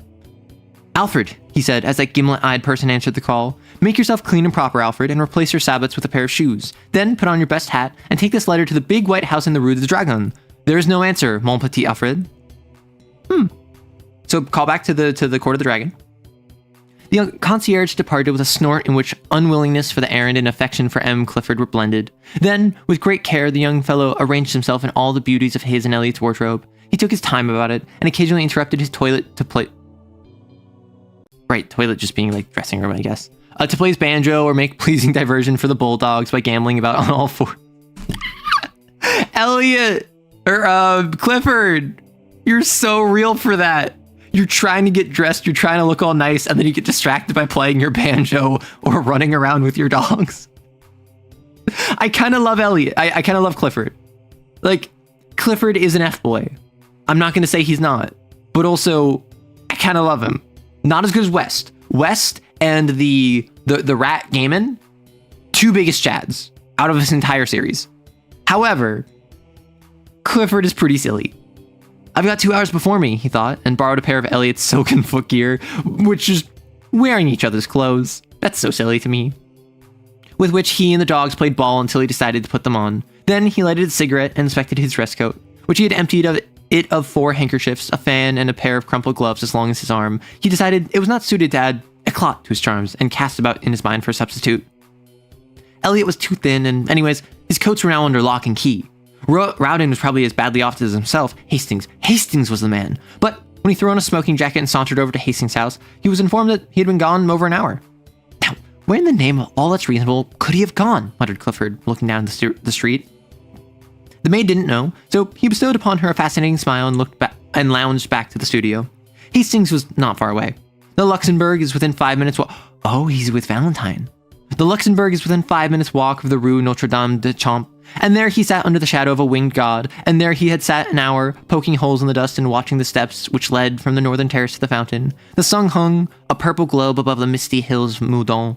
Long streamers of clouds touched with roses swept low on the western sky, and the dome of the distant Invalides burned like an opal through the haze. Behind the palace, the smoke from a high chimney mounted straight up into the air, purple, until it crossed the sun, where it changed into a bar of smoldering fire.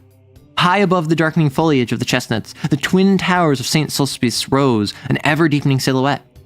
A sleepy blackbird was caroling in some nearby thicket, and pigeons passed and repassed, with the soft whisper of soft winds under their wings. The light of the palace's windows had died away, and the dome of the Pantheon swam aglow with the northern terrace, a fiery Valhalla in the sky, while below, in grim array along the terrace range, the marble ranks of queens looked out into the west. From the end of the long walk by the northern facade of the palace came the noise of omnibuses and the cries of the street. Hastings looked at the palace clock, 6, and as his own watch agreed with it, he fell to poking holes in the gravel again. A constant stream of people passed between the Odeon and the fountain. Priests in black with silver buckled shoes, lined shoulders slouchy and rakish, neat girls without hats bearing milliners' boxes, students with black portfolios and high hats, students with berets and big canes, nervous, quick-stepping officers, symphonies in turquoise and silver, ponderous jangling cavalrymen all over dust, pastry cooks' boys skipping along with utter disregard for the safety of the basket balanced on their impish heads, and then the lean outcast, the shambling Paris tramp, slouching with shoulders bent and little eyes furtively scanning the ground for smoker's refuse. All these moved in a steady stream across the fountain circle and out into the city by the Odeon, whose long arcades were now beginning to flicker with gas jets. The melancholy bells of St. Sulpice struck the hour and the clock tower of the palace lighted up. Then hurried steps sounded across the gavel, and Hastings raised his head. I also just discovered Chambers wrote children's books as well. I didn't know that. How late are you? He said, but his voice was hoarse and only his flushed face told him how long he had seemed the waiting. She said, I was kept. Indeed, I was so much annoyed, and I may only stay a moment. She sat down beside him, casting a furtive glance over her shoulder at the god upon his pedestal. What a nuisance, that intruding Cupid still there. Wings and arrows, too, said Hastings, unheeding her motion to be seated. Wings, she murmured. Oh, yes. To fly away with when he's tired of his play. Of course, it was a man who conceived the idea of wings, otherwise Cupid would have been insupportable. Do you think so? Ma foi, it's what men think. And women? Oh, she said with a small toss of her head. I really forget what we were speaking of. We were speaking of love, said Hastings. I was not, said the girl. She then looked up at the marble god. I don't care for this one at all. I don't believe he knows how to shoot arrows. No, indeed, he is a coward. He creeps up like an assassin in the twilight. I don't approve of cowardice, she announced, and turning her back on the statue. I think, said Hastings quickly, that he does shoot fairly. Yes, and even gives one warning. Is it your experience, Monsieur Hastings? He looked straight into her eyes and said, He's warning me. Okay.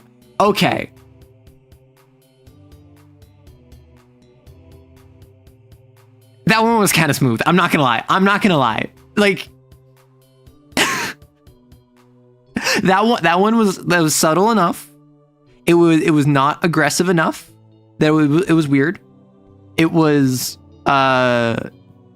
I don't know. It was indicating intent without being aggressive, and I think that was really well done. Heed the warning then, she cried with a nervous laugh. As she spoke, she stripped off her glove and then carefully proceeded to draw them on again. When this was accomplished, she glanced at the palace clock and said, Oh dear, how late it is, furled her umbrella, then unfurled it, and finally looked at him. No, he said. I shall not heed his warning. Oh dear, she sighed again, still talking about that tiresome statue, then stealing a glance at his face. I suppose you are in love. Okay, you've known each other like a day. Unless time has passed, which I was not aware of, you've known each other a day. I don't know, he muttered. I suppose I am.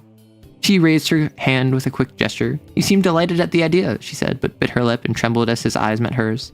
Then, sudden fear came over her, and she sprang up, staring into the gathering shadows. Are you cold? He said, but she only answered, oh dear, it's late, so late, I must go, good night. She gave him her gloved hand a moment, then withdrew it with a start. What is it? He insisted. Are you frightened? She looked at him strangely. No, not frightened.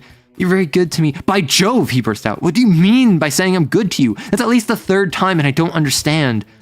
The sound of a drum from the guardhouse to the palace cut him short. Listen, she whispered. They're going to close. It's late. Oh, so late. The rolling of the drum came nearer and nearer, then the silhouette of the drummer cut the sky above the eastern terrace. The fading light lingered a moment on his belt and bayonet, then he passed into the shadows, drumming the echoes awake. The roll became fainter along the eastern terrace, then grew and rattled with increasing sharp when he passed the avenue of the Bronze Lion and turned down the western terrace walk. Louder and louder the drum sounded, and the echoes struck back the notes of the Grey Palace wall, and now the drummer loomed before them, his red trousers a dull spot in the gathering gloom, the brass of his drum and bayonet touched with a pale spark, his epaulettes tossing on his shoulders. He passed, leaving the crash of the drum in their ears, and far in the alley of the trees they saw his little tin cup shining on his haversack. Then the sentinels began the monotonous cry, "Au ferme! Au ferme!" and the bugle blew from the barracks in the Rue de Tournon. "En ferme! En ferme!" That's to close, like on close. "Good night," she whispered. "I must return alone tonight." He watched her until she reached the northern terrace, and then sat down on the marble seat until a hand on his shoulder and a glimmer of bayonets warned him away. She passed on through the grove, and turning into the Rue de Medici, traversed into the boulevard. At the corner, she bought a bunch of violets and walked on along the boulevard de Rue de l'École. A cab was drawn up before Bouillon's, and a pretty girl aided by Elliot jumped out. "Valentines!" cried the girl. "Come with us!" "I can't," she cried, stopping a moment. "I have a rendezvous at Mignon's." No. Wait. Is this? Wait. So.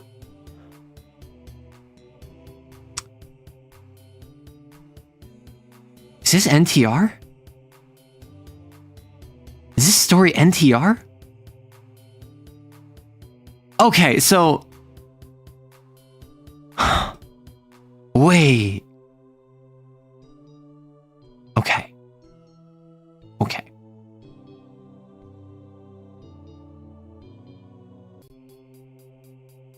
So, if I understand this right, I'm trying to remember the roommate. I'm trying to remember the dude's name. Clifford, dog guy, is meeting with someone at Mignon, and is ignoring the party to go to that.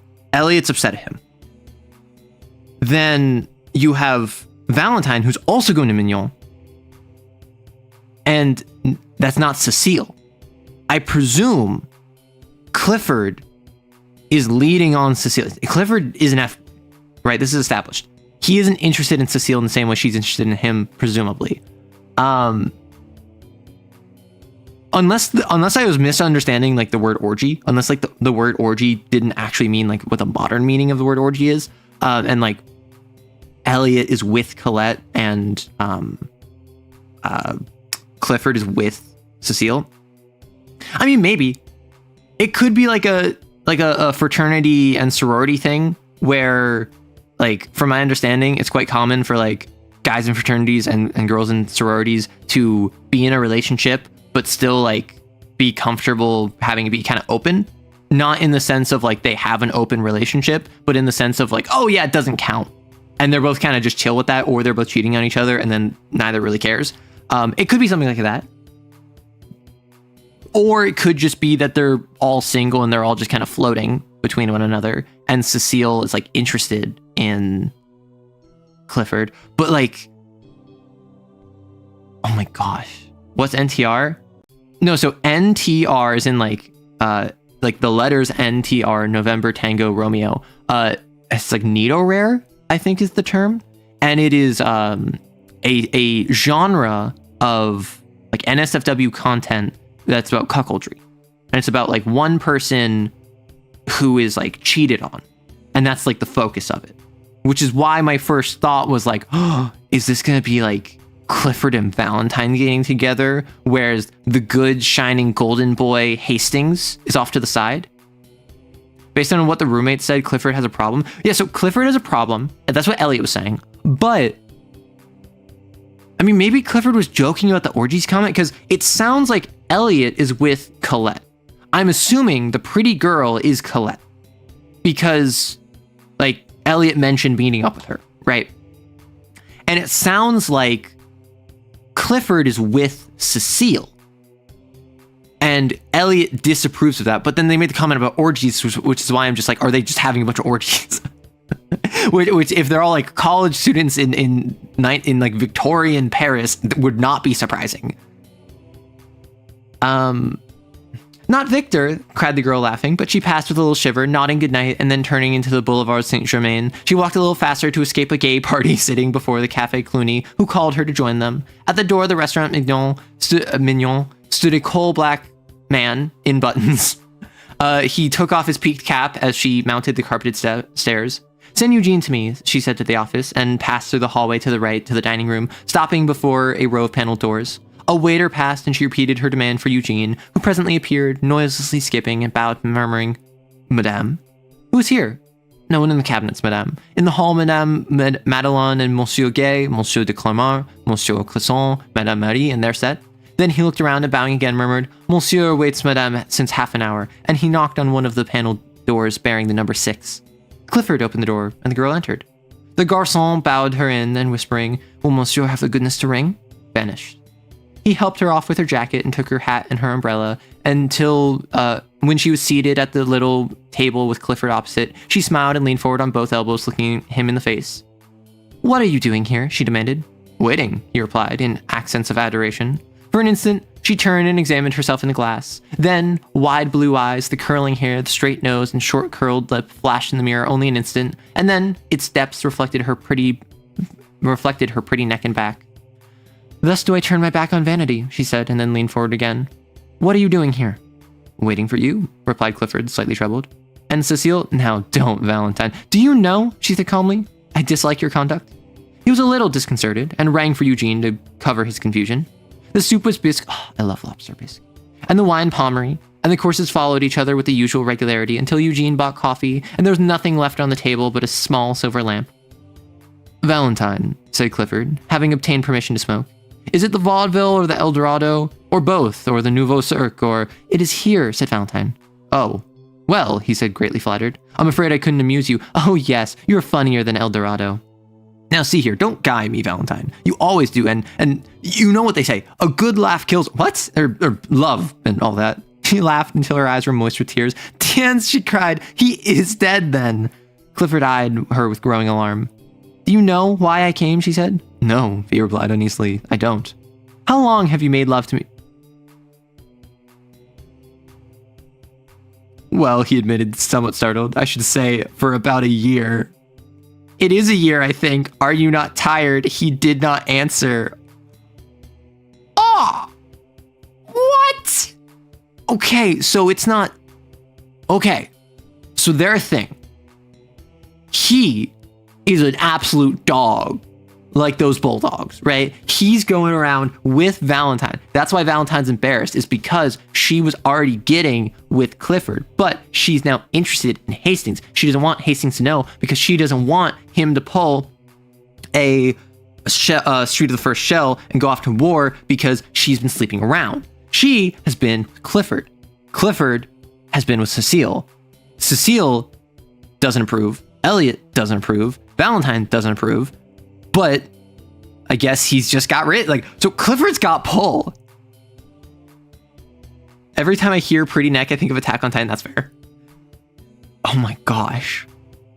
Did I say this earlier that they were already together? Because I didn't know that they'd already been sleeping together. I thought at the very beginning that since they were kind of friendly with one another, that they probably knew each other and that they were close. But it didn't really strike me that they were together. Oh my gosh. Don't you know that I like you too well? Don't you know that I like you too well to ever fall in love with you? She said. Don't you know that we are two good comrades, two old friends for that? And were we not? Do you not think I do not know your history, Monsieur Clifford? Don't be sarcastic here. Don't be unkind, Valentine. I'm not. I'm kind. I'm very kind to you and to Cecile. Cecile's tired of me. I hope she is, said the girl, for she deserves a better fate. Oh, snap! Tiens, do you know your reputation in the quarter of the most inconstant, utterly incorrigible, and no more serious than a gnat on a summer night? Poor Cecile. Clifford looked so uncomfortable that she spoke more kindly. I like you. You know that. Everybody does. You're a spoiled child here. Everything is permitted you, and everyone makes allowance, but everyone cannot be a victim to caprice. Caprice, he cried. By Jove, if the girls of Latin Quarter are not capricious, never mind about that. You must not sit in judgment. You, of all men, why are you here tonight? Oh, she cried. I will tell you why. Monsieur receives a little note. He sends a little answer. He dresses in his conquering raiment. I don't, said Clifford. I don't, said Clifford, very red. You do, and it becomes you, she retorted with a faint smile. Then again, very faintly, very quietly, I am in your power, but I know I am in the power of a friend. I've come to acknowledge it to you here, and it is because of that I'm here to beg of you a favor. Clifford opened his eyes, but said nothing. I am in great distress of mind. It is Monsieur Hastings. Well, said Clifford in some astonishment. I want to ask you, she continued in a low voice, I want to ask you to, in case you should speak of me before him, not say, I shall not speak of you to him, he said quietly. Can you prevent others? I might, if I was present. May I ask why? That's not fair, she murmured. You know how he considers me as he considers every woman. You know how different he is from you and the rest. I've never seen such a man as Monsieur Hastings. He let his cigarette go out unnoticed.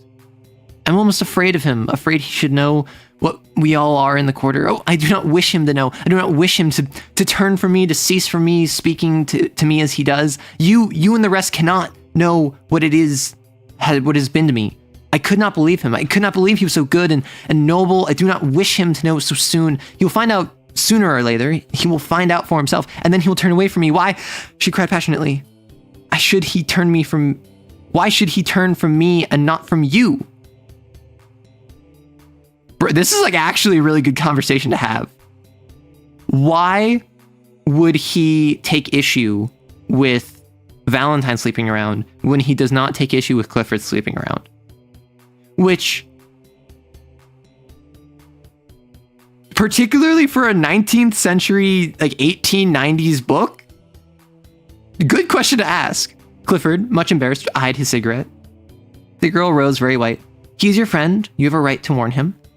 He is my friend, he said at length. They looked at each other in silence. Then she cried, By all that I hold to me most sacred, you need not warn him. I shall trust your word, he said pleasantly. Okay, I have a question. Was I incorrect in my assumption that they've been sleeping together? Because I assume they have. How long have you made love to me? Well, I should say for about a year. That is to imply that they're sleeping together, right? I'm not misreading that. Because I could be misreading that, but I also think that it's pretty explicit that like Clifford's an F-boy, Valentine is okay. She's embarrassed. Got it. So I don't know. Oh, wait. I actually like unironically had the thought earlier that like, what if she was like a working girl? What if she was like sleeping around like with the artist and that's why she knows all of them? Is it a situation where like unironically, because she has no family? Like I thought before that she was like lying about her parents. Maybe her parents are actually dead and she's effectively like basically sleeping around in order to like get support, and she like acting as a working girl to all of these very popular artists. So she's basically gone around the entire salon, slept with all of them, gotten money from them. That's how she supports herself because she has no parents. She hasn't married yet. So that's why she's so attractive, is because she like puts that on. Oh, wait. I think you're on point. Sounds like a job for the repairer of reputations, my man. Yeah, so I had that thought earlier, but I went the direction of, no, she's lying because she wants this to be like a cute, wholesome romance. I clocked that a while ago. See, I didn't know if that was the case, and that was kind of like my guess 3.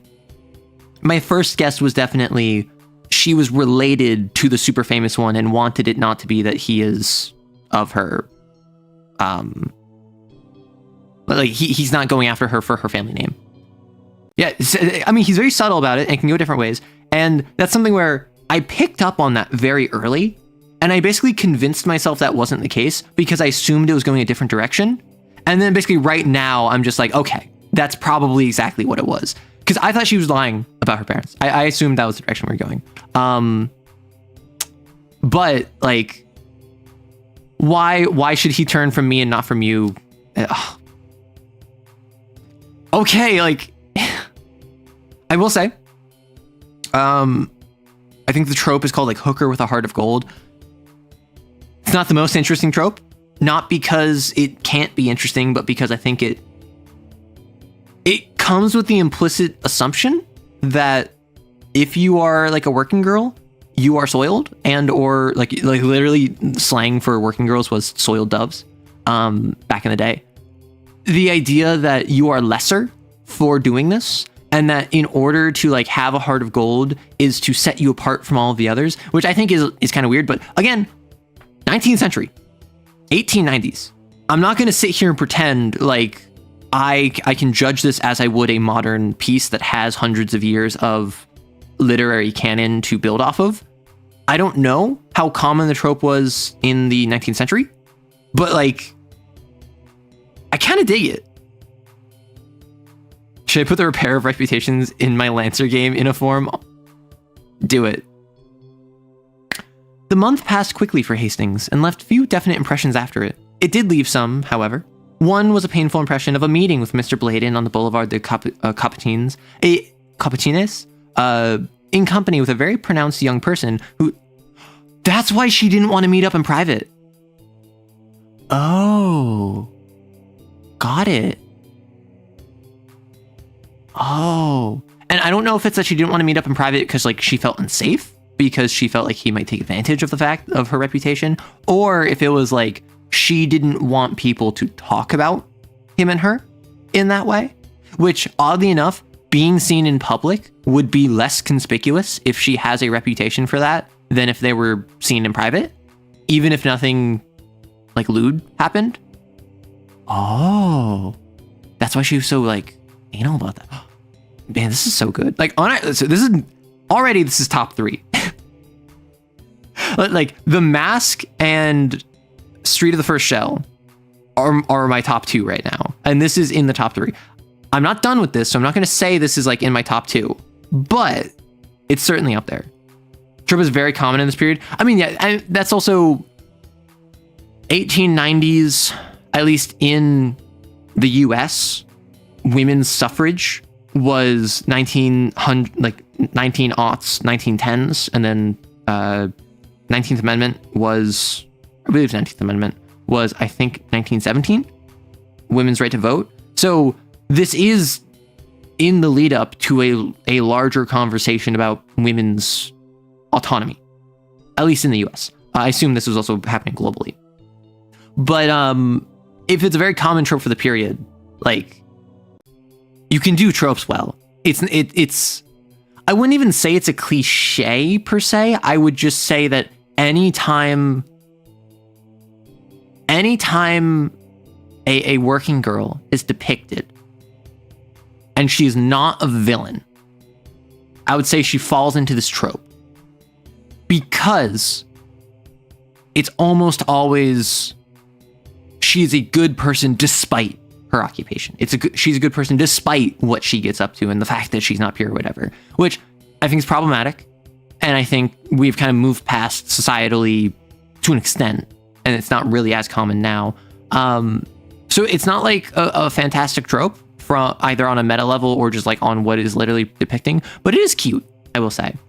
Like upper class man, lower class woman, very much like an upper class woman, lower class man. Like the class divides very common Victorian age.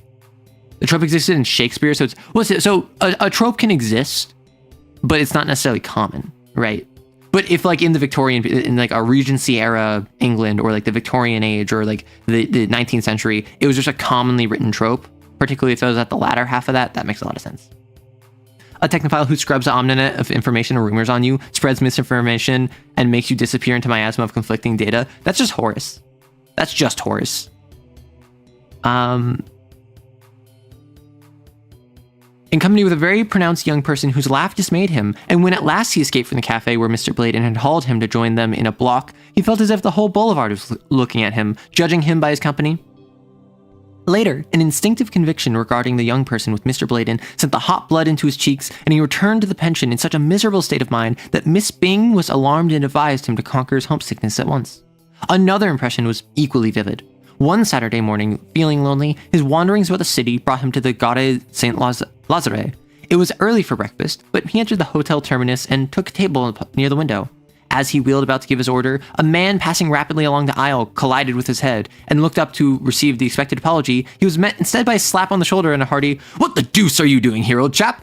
It was Roden, who seized him and told him to come along. So, mildly protesting, he was ushered into a private dining room where Clifford, rather red, jumped up from the table and welcomed him with a startled air, which was softened by the unaffected glee of Rowden and the extreme courtesy of Elliot.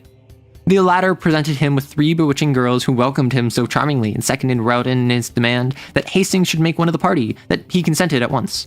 While Elliot briefly outlined the projected excursion to La Roche, Hastings delightedly ate his omelet and returned the smiles of encouragement from Cecile and Colette and Jacqueline. Meanwhile, Clifford, in a bland whisper, was telling Rowden what an ass he was. Poor Rowden looked miserable until Elliot, divining how affairs were turning, frowned on Clifford and found a moment to let Rowden know that they were all going to make the best of it. "You shut up," he observed to Clifford. "It's fate, and that settles it." "It's Rowden, and that settles it." Wait. Again, the Chambers humor strikes again. I don't know if it's that my sense of humor aligns with a 19th century author, or if it's just Chambers is really funny. "You shut up, it's fate, and that settles it. It's Rowden, and that settles it," murmured Clifford, concealing a grin. For after all, he was not Hastings' wet nurse, so it came about that the train which left the Gare Saint Lazare at 9:15 a.m. stopped a moment in its career towards Havre and deposited at the Red Roof station of La Roche a merry party, armed with sunshades, trout rods, and one cane, carried by the non-combatant Hastings. Then, when they had established their camp in a grove of sycamores which bordered on the little river Epte, Clifford, the acknowledged master of all that pertained to sportsmanship, took command. "You, Rowden," he said, "divide your flies with Elliot and keep an eye on him, or else he'll be trying to put on a float in a sinker. Prevent him by force from grubbing about for worms." Elliot protested, but was forced to smile and the general laugh. "You make ill of me," he asserted. "Do you think this is my first trout?" "I shall be delighted to see your first trout," said Clifford, and dodging a fly hook, hurled with intent to hit, proceeded to sort and equip 3 slender rods designed to bring joy and fish to Cecile, Colette, and Jacqueline. With perfect gravity, he ornamented each line with 4 split shot, a small hook, and a brilliant quill float. "I shall never touch the worms," announced Cecile with a shudder. Jacqueline and Colette hastened to sustain her, and Hastings pleasantly offered to act in the capacity of General Bader and... "General Bader, eh? Here I thought you were a bit of a master," and take her off of Vish. But Cecile, doubtless fascinated by the gaudy flies in Clifford's book, decided to accept lessons from him in the true art, and presently disappeared up the Epte with Clifford in tow. Elliot looked doubtfully at Colette. "I prefer gudgeons," said that damsel with decision. "And you and Monsieur Rowden may go away when you please. May thee not, Jacqueline?" "Certainly," responded Jacqueline. Elliot, undecided, examined his rod and reel. "You've got your reel on the wrong side up," observed Rowden. Elliot wavered and stole a glance at Colette. I had almost decided, sir, not to flip the flies about just now," he began. "There's the pole that Cecile left." "Don't call it a pole," corrected Rowden. "Rod, then," continued Elliot, and started off in the wake of the 2 girls, but was promptly collared by Rowden. "No, you don't. Fancy a man fishing with a float and a sinker when he has a fly rod in his hand. You come along." Where the placid little Epte flows down between its thickets to the Seine, a grassy bank shadows... I just realized, this is like the 3rd time that I unconsciously, without realizing and without focus, undid my hair. I keep doing this. I keep taking out my ponytail because my hands are restless, I guess. Where the placid little Epte flows down the thickets to the Seine, a grassy bank shadows the haunt of the gudgeon, and on this bank sat Colette and Jacqueline, and chattered and laughed and watched the swerving of the scarlet quills, when Hastings, his hat over his eyes, his head on the bank of moss, listened to their soft voices and gallantly unhooked the small and indignant gudgeon, when a flash of a rod and a half-suppressed scream announced the catch. The sunlight filtered through the leafy thickets, awakening the song to song the forest birds. Magpies in a spotless black and white flirted past, alighting nearby with a hop and bound and twitch the tail. Blue and white jays with rosy breasts shrieked through the trees, and low-sailing hawks wheeled about among the fields of ripening wheat, putting to flight flocks of twittering hedge-birds. Across the Seine, a gull dropped on the water like a plume. The air was pure and still, scarcely a leaf moved. Sounds like a distant farm came faintly from the shrill cock crow and dull bang. Now and then a stream tugged with a big raking smoke pipe bearing the name Whip 27 plowed up the river, dragging its interminable train of barges, or its sailboat dropped down with the current towards sleepy Rowan.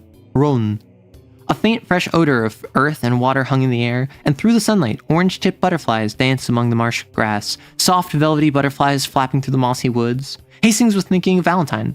It was 2 o'clock when Elliot strolled back, and frankly admitting that he had eluded Rowden, sat down beside Colette and prepared to doze with satisfaction. "Where are your trout?" said Colette severely. "They still live," murmured Elliot, and went fast asleep. Rowden returned shortly after, and casting a scornful glance at the slumbering one, displayed 3 crimson-flecked trout.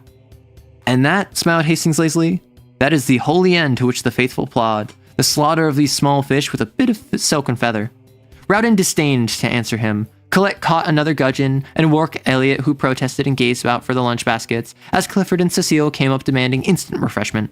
Cecile's skirts were soaked and her gloves torn, but she was happy, and Clifford, dragging out a 2-pound trout, stood still to receive the applause of the company.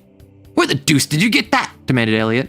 Cecile, wet and enthusiastic, "I bet she was after multiple hours alone with her boyfriend," recounted the battle, and then Clifford eulogized her powers with the fly, and, in proof, produced from his creel a defunct chub, which, he observed, just missed being a trout. They were all very merry at luncheon, and Hastings was voted charming. He enjoyed it immensely, only it seemed to him at moment that flirtation went further in France than in Millbrook, Connecticut, and he thought that Cecile might be a little less enthusiastic about Clifford, that perhaps it would be quite as well if Jacqueline sat further away from Rowden, and that possibly Colette could have, for a moment, at least taken her eyes from Elliot's face. Still, he enjoyed it, except when his thoughts drifted to Valentine, and then he thought that he was very far away from her. La Roche is at least an hour and a half from Petty. It is also true that he felt happiness, a quick heartbeat, when at 8 o'clock that night the train which bore him from La Roche rolled into Gare Saint-Lazare, and he was once more in the city of Valentine. "Good night," they said to him, pressing him around. "You must come with us next time." He promised, and watching them 2 by 2 drift in the darkening city, and stood so long that, when again he raised his eyes, the vast boulevard was twinkling with gas jets through which the electric lights stared like moons.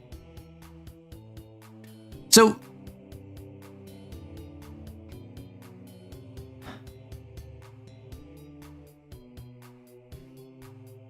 I'm of 2 minds. This chapter was filler. This chapter was a month past, where here is like one like single paragraph, and then here's a big story about like how he met with the others. This was filler. This could have been cut, and I don't think the story would change much. But also, this not only confirmed the relationships of all the men and the women and of the extended company, not only allowed Hastings to like be like, "Oh, I miss my Valentine, I want to love her, blah blah blah blah," it also was just kind of silly. They went on a fishing trip, and this is the sort of thing I talk about all the time. When you have characters, you need to care about them. I won't care about your character if all they're doing is saving the world. If all of they're doing is doing their job. If all of they're doing is doing the plot. What I will care about, what I do appreciate, is if you have a character, if you have characters who I can see them when they're hanging out. I think this chapter is more so showing that Clifford does keep his word. Fair. That's fair. Because before it was, "I shall trust your word," and he didn't mention it. But like also, most of this chapter didn't even involve him conversing. Like, I'm not going to say that it's not him keeping his word. I'm not going to say that Clifford didn't keep his word. But I am going to say that he didn't really have an opportunity, at least based on what I saw. He spent most of his time alone with Cecile, which presumably, you know, but also he caught a fish, right? So I see this less as, oh, he kept his word, and I see it more as they're all just like screwing around. They're having fun. This is their beach day, right? And I don't hate that. I like that. I like being able to see these characters in environments that are separate from what they are normally going to be doing. This is an oddity for them. This is a beach day for them. This is a R&R section for them. I appreciate that. And yes, it is a romance, so it is going to be character interaction, but crucially, This is Hastings by himself, not with Valentine. We've seen Valentine by herself, or with Clifford. We've seen Hastings by himself. We haven't seen a lot of them together. We have seen them being cute together. We haven't seen them really like actually have proper conversations outside of just like, oh, you're so sweet. Why am I sweet? Because you're so sweet. Because you don't know that I've been sleeping around. And then he's like, you've been what? So, I don't know. I'm of two minds. I kind of wish more happened, but at the same time, I'm glad nothing happened. And that's something that I think that you get a lot when you have like a quote unquote filler chapter. You have a beach episode. You have a slice of life section, which this whole thing is just slice of life. There is no central tension outside of the romance. This is a romance story I've picked up on, is the romance between Valentine and Hastings. And that was basically entirely separate from the romance of Hastings and Valentine. Yeah, it showed Clifford keeping his word. Yes, it showed Hastings missing Valentine, but ultimately it was mostly just independent. It was mostly just talking about the side characters, giving some more character to them. I like Elliot. I think Elliot's funny.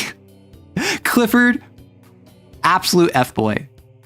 I would say that I wouldn't want to know him in real life. That's an absolute lie. I absolutely know people like Elliot in real life, and I'm good friends with them. Because I can appreciate someone even if they are even if they're all kind of problematic. I can look past that insofar as they're not hurting people, right? If they're just being an F-boy, I'll be like, bro, you have to stop being an F-boy. But I'm not gonna like kick someone from my life just because they slept around. Even if they're being silly. Because like Clifford kept his word. He's not necessarily a bad person. He's just kind of a bad partner. It was with another quick heartbeat that he awoke next morning, where his first thought was Valentine. The sun had already gilded the towers of Notre Dame. The clatter of workmen's sabots awoke sharp echoes in the street below, and across the way, a blackbird in a pink almond tree was going into ecstasy of trills.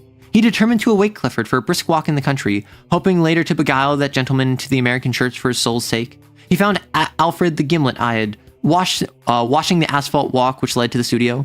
Monsieur Elliot? He replied to the perfunctory inquiry, Je ne sais pas. And Monsieur Clifford? Oh, got it. Monsieur Elliot? Because he's asking, huh? Je ne sais pas? Je ne sais pas is I am not. Right? Is he asking Alfred if he's Elliot? That's what I think. And Monsieur Clifford, began Hastings somewhat astonished. Monsieur Clifford, said the concierge with fine irony, will be pleased to see you, as he has retired early. In fact, he's just come in. Hastings hesitated while the concierge pronounced a fiery eulogy on people who never stayed out all night, and then came battering at the lodge gate during hours which even a gendarme held sacred to sleep. He also discounted eloquently upon the beauties of temperance, and took an ostentatious draught from the fountain in the court. I do not think I will come in, said Hastings. Pardon, monsieur, cried the concierge. Perhaps it would be well to see Monsieur Clifford. He possibly needs aid. Me, he drives forth with hairbrushes and boots. It is a mercy if he has not set fire to something within his cradle, with his candle. Hastings hesitated for an instant, but swallowing his dislike of such a mission, walked slowly through the ivy-colored alley and across the inner garden of the studio. He knocked. Perfect silence. Then he knocked again, and this time something struck the door from within with a crash. That, said the concierge, was a boot. He fitted his duplicate key into the lock and ushered Hastings in. Clifford, in disordered evening dress, sat on the rug in the middle of the room. He held in his hand a shoe and did not appear astonished to see Hastings. Good morning. Do you use Pear's soap? He inquired with a vague wave of his hand and a vaguer smile. Hastings' heart sank. For heaven's sake, he said, Clifford, go to bed. Not while that Alfred pokes his shaggy head in here and I have a shoe left. Hastings blew out the candle, picked up Clifford's hat and cane, and said, with an emotion he could not conceal, This is terrible, Clifford. I never knew you did this sort of thing. Well, I do, said Clifford. Where's Elliot? Old chap, returned Clifford, becoming maudlin. Providence which feeds sparrows and that sort of watcheth over the imprudent wanderer. Where is Elliot? But Clifford only wagged his head and waved his arm about. He's out there, somewhere about. Then, suddenly feeling a desire to see his missing chum, lifted his voice and howled for him. Okay, so Clifford is faded. Hastings, thoroughly shocked, sat down on the lounge without a word. Presently, after shedding several scalding tears, Clifford brightened and rose with great precaution. Oh no. He's absolutely faded, and he's alone with Hastings, and Valentine is going to come up, and he is going to drunkenly spill the beans about how he has been making love to Valentine. Presumably they stopped once Valentine got interested in Hastings. Clifford is 100% gonna break his promise. Old chap, he observed. Do you want to see a miracle? Well, here goes. I'm going to begin. He paused, beaming at vacancy. Miracle, he repeated. Hastings supposed he was alluding to the miracle of his keeping his balance and said nothing. I'm going to bed, he announced. Poor old Clifford's going to bed, and that is a miracle. And he did with a nice calculation of distance and equilibrium, which would have wrung enthusiastic yells of applause from Elliot had he been there to assist en connaisseur. But he was not. He had not yet reached the studio. He was on his way, however, and smiled with magnificent condescension on Hastings, who, half an hour later, found him reclining upon a bench in the Luxembourg. He permitted himself to be aroused, dusted, and escorted to the gate. Here, however, he refused all further assistance, and bestowing a patronizing bow upon Hastings, steered a tolerably true course for the Rue Vavin. Hastings watched him out of sight, and then slowly retraced his steps towards the fountain. At first, he felt gloomy and depressed, but gradually, the clear air of the morning lifted pressure from his heart, and he sat down on the marble seat under the statue of the winged god. The air was fresh and sweet, with perfume from orange flowers. Everywhere, pigeons were bathing, dashing the water over the iris-hued breasts, flashing in and out of the spray or nestling almost to the neck along the polished basin. The sparrows, too, were abroad in force, soaking their dust-colored feathers in the limpid pool and chirping with might and main. Under the sycamores which surrounded the duck pond opposite the fountain of Marie de Medici, the waterfowl cropped their herbage, or waddled in rows towards the bank to embark on some solemn, aimless cruise. Butterflies, somewhat lame from a chilly night's repose under the lilac lily leaves, crawled over and over the white phlox, or took rheumatic flight towards some sun-washed shrub. The bees were already busy among the heliotrope, and one or two great gray flies with brick-colored eyes sat in a spot of sunlight beside the marble seat, or chased each other about, only to return again in the spot of sunshine and rub their forelegs, exulting. The sentries passed briskly before the painted boxes, pausing at times to look towards the guardhouse for their relief. They came at last. With a shuffle of feet and click of bayonets, the word was passed, the relief fell out, and away they went, crunch, crunch, across the gravel. A mellow chime floated from the clock tower of the palace, the deep bell of St. Sulpice echoing the street. Hastings sat dreaming the shadow of the god, and while he mused, somebody came and sat down beside him. At first, he did not raise his head. It was only when she spoke that he sprang up. You, at this hour? I was restless, I could not sleep. Then in a low, happy voice, and you, at this hour? I slept, but the sun woke me. I could not sleep, she said, and her eyes seemed, for a moment, touched with an indefinable shadow. Then, smiling, I'm so glad. I seemed to know you were coming. Don't laugh, I believe in dreams. Did you really dream of my being here? I think I was awake when I dreamed it, she admitted. Then, for a time they were mute, acknowledged by silence the happiness of being together. And after all, the silence was eloquent, for fate smiles and glances born of their thoughts, crossed and recrossed until lips moved and words were formed, which seemed almost superfluous. What they said was not very profound. Perhaps the most valuable jewel that fell from Hastings' lips bore direct reference to breakfast. That is a fantastic way of being like, yeah, they chatted for a bit.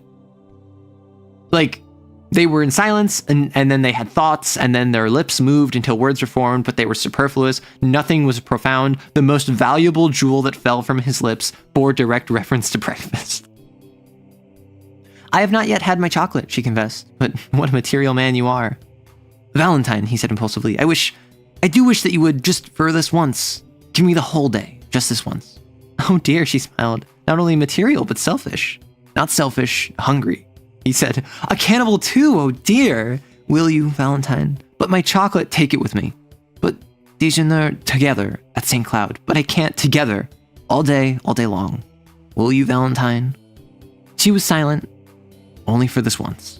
Again, that indefinable shadow fell across her eyes, and when it was gone, she sighed. Yes, together, only for this once. All day? He said, doubting his happiness. All day, she smiled, and oh, I am so hungry. He laughed and chanted, what a material young lady it is. Okay, this is cute. This is cute. He's like, can I just be with you for a day? And then she's like, oh, so selfish. I'm not selfish, I'm hungry. Oh, you're a cannibal. Like, it's cute. I will say, like the fact that I don't like the fact he fell in love with her instantly. I do like the fact that there's a courting period. I do like the fact that they are not just instantly in love, even if he loves her, so to speak. And then he's like, oh, what a material young lady it is. On the Boulevard Saint Michel, there's a cremiere painted white and blue outside, and neat and clean as a whistle inside. The auburn-haired young woman who speaks French like a native and rejoices in the name of Murphy smiled at them as they entered, and tosses a French napkin over the zinc tete-a-tete table, whisked before the 2 cups of chocolate and a basket full of crisp, fresh croissants. The primrose-colored pats of butter, each stamped with a shamrock in relief, seemed saturated with the fragrance of Normandy pastures. How delicious, they said in the same breath, and then laughed at the coincidence. This is cute! It's cringe, but it's cute! With but a single thought, he began. How absurd, she cried with cheeks all rosy. I'm thinking I'd like a croissant. So am I, he replied triumphant. That proves it. Then they had a quarrel, she accusing him of behavior unworthy of a child in arms, and he denying it and bringing countercharges, until Mademoiselle Murphy laughed in sympathy, and the last croissant was eaten under a flag of truce. This is cute. This is the second time also that there is a illusion of warfare for conversation in this story, which is a nice callback. Like, I would hope that it was used more, and maybe I'm just missing it, but this is the second time where, because before it was like extending a cordial entente and extended a protectorate into the conversation on neutral ground. Like that before, this is under the flag of truce. I like it. It's cute. It's nice. Then they rose, and she took his arm with a bright nod to Mademoiselle Murphy, who cried them a merry "Bonjour, madame, bonjour, monsieur," and watched them hail a passing cab and drive away. Dieu, qu'il est beau, she sighed, adding after a moment, do they be married? I don't know. Ma foi, ils ont bien l'air. Ma foi, ils ont bien l'air. Bien. I don't speak French, I'm sorry. The cab swung around the Rue de Medici, through the Rue de Vaugirard,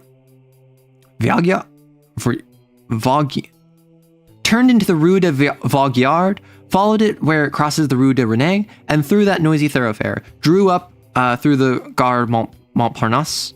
There, they were just in time for a train and scampered up the stairway and out to the cars as the last note of the starting gong rang through the arch station. The guard slammed the door of the compartment, a whistle sounded, answered by a screech from the locomotive, and the long train glided from the station, faster, faster, and sped out into the morning sunshine. The summer wind blew in their faces from the open window and sent the soft hair dancing on the girl's forehead. We have the compartment to ourselves. Hastings! You dog! She leaned against the cushioned window seat, her eyes bright and wide open, her lips parted. The wind lifted her hat and fluttered the ribbons under her chin. With a quick movement, she untied them, and drawing a long pin hat from her hat, laid it down on the seat beside her. The train was flying. The color surged in her cheeks, and with each quick breath drawn, her breast rose and fell into the cluster of lilies at her throat. Trees, houses, ponds danced past, cut by a mist of telegraph poles. Faster, faster, she cried.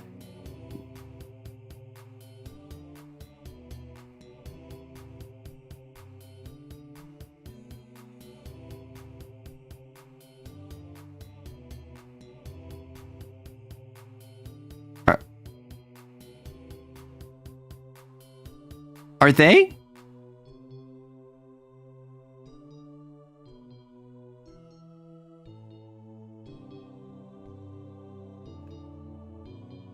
They have the compartment to themselves.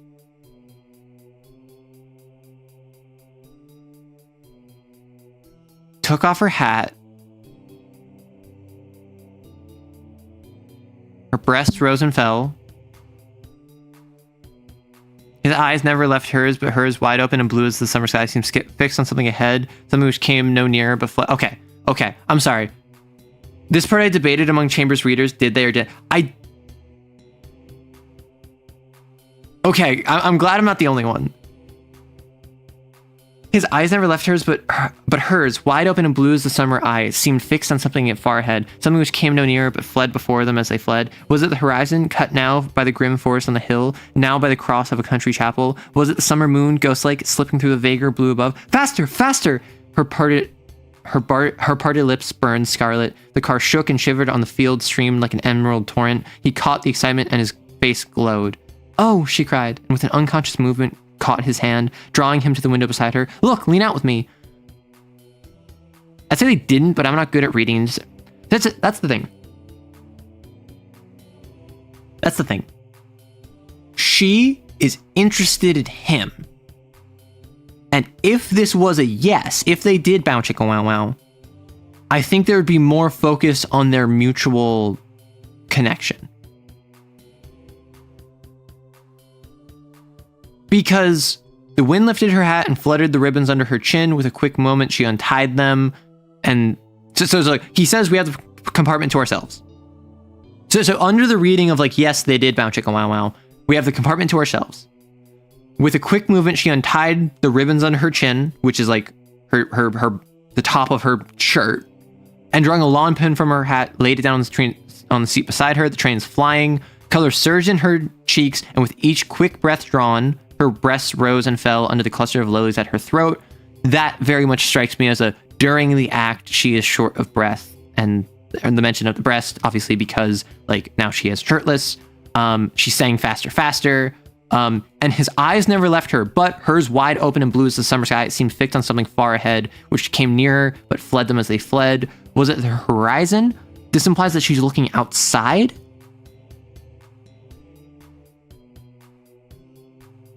Which I think that if she's interested in him and she's also experienced, presumably she would be focused on him and the emotional connection. And she says faster, faster. Her parted lips burned scarlet. Again, that could be like embarrassment. That could be blush. That could be hot and heavy, so to speak.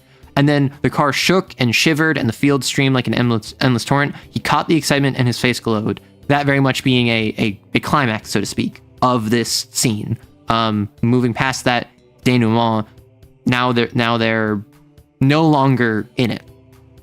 That being said, I could also see being she literally just took off her hat, is leaning out the window. Faster, faster. She wants the car to go faster. She wants the horizon to go back faster. Her parted lips burn scarlet because her face is outside in the cold wind. And then that's why, look, lean out with me. And that's why the entire time she was leaning out. I just read it as trains being cool. Yeah, I think that they didn't. But I do feel like this is something where if Chambers was on record as saying, yes, they did, I would say, okay, that makes sense. If Chambers was on record saying, no, they didn't, I would say that makes sense. That's how you know it's good. that is how you know it is.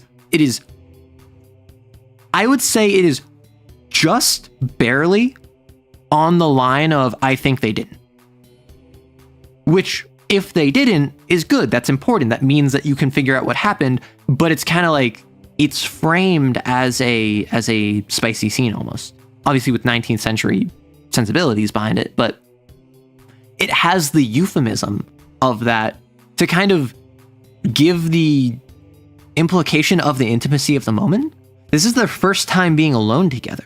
Yes, they've had this is their first time in privacy together. They've had alone time together in public, but this is their first time in a closed environment together, which, one, I don't think that she'd be interested in jumping right into that, personally, given that to her, this is work, right? This is a necessity for her. So presumably the reason she's so cagey around him is because she wants that to be a intimate romantic connection. She doesn't seem engaged with it. I'm on the side of they didn't.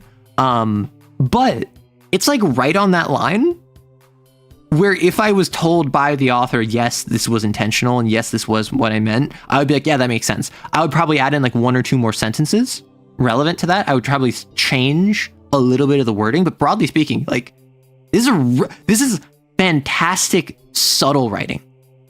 Like, did Clifford keep his promise or not is how I read it. That's fair. That's fair. I also don't think he would be as Protestant as he is. I mean, that's fair. Like, I don't think he's interested because he's very Puritan. He literally said, I was raised like Puritan. He's innocent. He isn't trying to jump into that stuff. She seems uninterested in that. She wants more of that emotional connection. I don't think the characters would do that. And also, just from a meta perspective, that doesn't strike me as something that Chambers would write. Based on everything else, Chambers likes writing romance and the romance is more the courtship from what I've seen. But it's subtle. I could see it. I would believe it. And that's how you know it's good.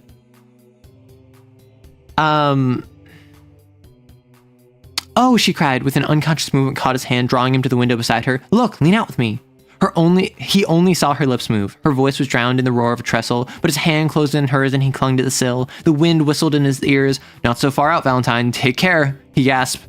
Below, the ties of the trestle, a broad river flashed into view and out again as the train thundered along a tunnel and away once more through the freshest of green fields. The wind roared above them. The girl was leaning far out the window, and he caught her by the waist, crying, "Not too far," but she only murmured, "Faster, faster, away out the city, out the land, faster, faster, away out of the world." Okay, so yeah, this is very clearly the faster, faster is she wants to escape. She wants to, this is a representation of her wanting to leave the town. "What are you saying all to yourself?" he said, but his voice was broken and the wind whirled it back into his throat. She heard him, and turning from the window, looked down at his arm around her. Then she raised her eyes to his. The car shook and the windows rattled. They were dashing through a forest now, and the sun swept the dewy branches with running flashes of fire. He looked into her troubled eyes. He drew her to him and kissed the half-parted lips, and she cried out a bitter, hopeless cry, "Not that! Not that!" But he held her close and strong, whispering words of honest love and passion. And when she sobbed, "Not that, not that, I've promised, you must know I'm not worthy," in the purity of his own heart, her words were to him meaningless then, meaningless forever after. Presently, her voice ceased, and her head rested on his breast. She leaned against the window, his ears swept by the furious wind, his heart in its joyous tumult. The forest was past, and the sun slipped behind the trees, flooding the earth again with brightness. She raised her eyes and looked out into the world from the window. Then she began to speak, but her voice was faint, and he bent his head close to her and listened. "I cannot turn from you. I'm too weak. You were long ago my master of my heart and soul. I have broken my word to one who trusted me, but I have told you all. What matters the rest?" He smiled at her innocence, and she worshipped his. She spoke again. "Take me or cast me away, what matter is it? Now, with a word you can kill me, and it might be easier to die than to look upon happiness as great as mine." He took her in his arms. "Hush, what are you saying? Look out at the sunlight, the meadows and the streams. We should be very happy in so bright a world." She turned to the sunlight. From the window, the world seemed very fair to her. Trembling with happiness, she sighed, "Is this the world? Then I've never known it." "Nor have I, God forgive me," he murmured. Perhaps it was our gentle lady of the fields who forgave them both. Okay, that was cute. How does he react? So I think it's very clear at this point they didn't, right? I was like 2 steps from thinking that they did, which is good writing, right? If that's what Chambers was going for, that is good writing. Then obviously the train representing her wanting to leave the city or escape, like she wants to go faster away from the city, out into the world, escape her old life. Kind of sussy that he kissed her when she was saying not that, not that. And as much as it's clear from a meta level, and probably to him too, and to her, and like everyone involved knows that she is interested, she's just embarrassed. She has this self-doubt. It's not that she is uninterested or not wanting, it is that she feels she is not deserving, and it is a situation where she is comfortable with it, she is just self-sabotaging. It is also just like, bro, you shouldn't kiss someone if they say don't kiss me. It doesn't matter if, unless you like discuss it beforehand and like you're saying like, hey, like it's okay if you kiss me when I say don't kiss me, just here is my limit, here's what I don't want you to do. I like being kissed when I say don't kiss me. Like that, if that's something that you set up beforehand, that's okay. But if you're with a friend who you are in love with and you kiss them when they're saying not that, and very clearly not wanting you to kiss them, even if secretly they do want you to kiss them, that's not okay. At the very least, ask and say, can I kiss you? And like, if she hesitates and like freezes and just like, I don't know, I'm not deserving, then that might be in a situation where you can kiss. But as it stands, you just kissed a girl who was saying, don't kiss me. And that's not very cash money of you. I understand you were so innocent, like a newborn, like child, much like a baby deer walking through the woods on your first time from your mother's side. You are unaware of the way of predatory behaviors of men. That's not very Cash Money. Let's get that out of the way, Hastings. That being said, very cute.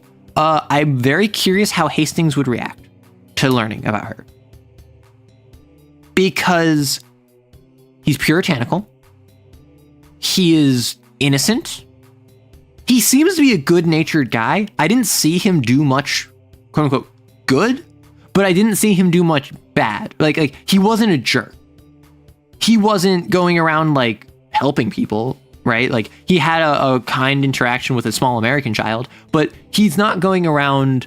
He wasn't demonstrated doing, quote-unquote, like, good guy stuff. So I don't know if he's a good person, so to speak, but he is a innocent person. He is someone that's not experienced in the realm of being like an F-boy. So I'm curious how he'll react. And I feel as though knowing how Chambers wrote the Street of the First Shell, it would probably be a similar situation where he does something where he's like super stressed, goes to self-destruct, goes to do something like the male urge to XYZ, and then he does that, realizes, no, I still love her. It doesn't matter my feelings or my doubts about this, I still love her. So I go back to her and then happily ever after, because that seems to be what Chambers was positing, is that it doesn't matter if your wife had a child with someone prior to you marrying her and she never told you. What matters is that she's your wife, you love her, she loves you. The child is not at fault. And while you might hate the man that she was with because you're jealous or whatever, she is still your wife and you still love her. That's what I got from City of the First Shell, or Street with the First Shell. I think the words meaningless forever after implies this reaction would be, I mean, it's easy to say that, particularly if you love someone. I'm a believer that love is not unconditional. Not because I'm like, oh, if you do something, I'm going to stop loving you. But because I feel as though, well, I mean, depends on what the thing is. Like, if you murder my entire family, yeah, I'll probably stop loving you. Like, I don't want you to do that. But I feel as though it's very easy to say, like, nothing you do will ever change how I feel about you. Oh, like, you were sleeping around for multiple years and, like, you were destitute, so you were soliciting money from all these famous artists. Everyone we know has slept with you because you needed to do so to survive. That changes things. Not necessarily because, like, it's judgment from Hastings, but because that literally just changes your dynamic. It is no longer a situation where the power dynamic is the same. The relationships are the same. It is completely changed. And now, how Hastings would react past that point, I don't know. But I do feel as though it's very easy to say, oh, nothing you do will ever change. And then you say something that absolutely changes it, even if not for a judgmental reason, even if literally just like a logistical reason of the fact that you have slept with all of our peers, and in exchange for money to support yourself, is something that changes how not only I interface with them, but also how, like, my relationship professionally with them is. So I think that's interesting. I think that definitely Hastings is pure as undriven snow, as it were. He will absolutely support her in the end. I don't know how tough of a getting to that point it will be. But I absolutely am of the opinion that, like, eventually, I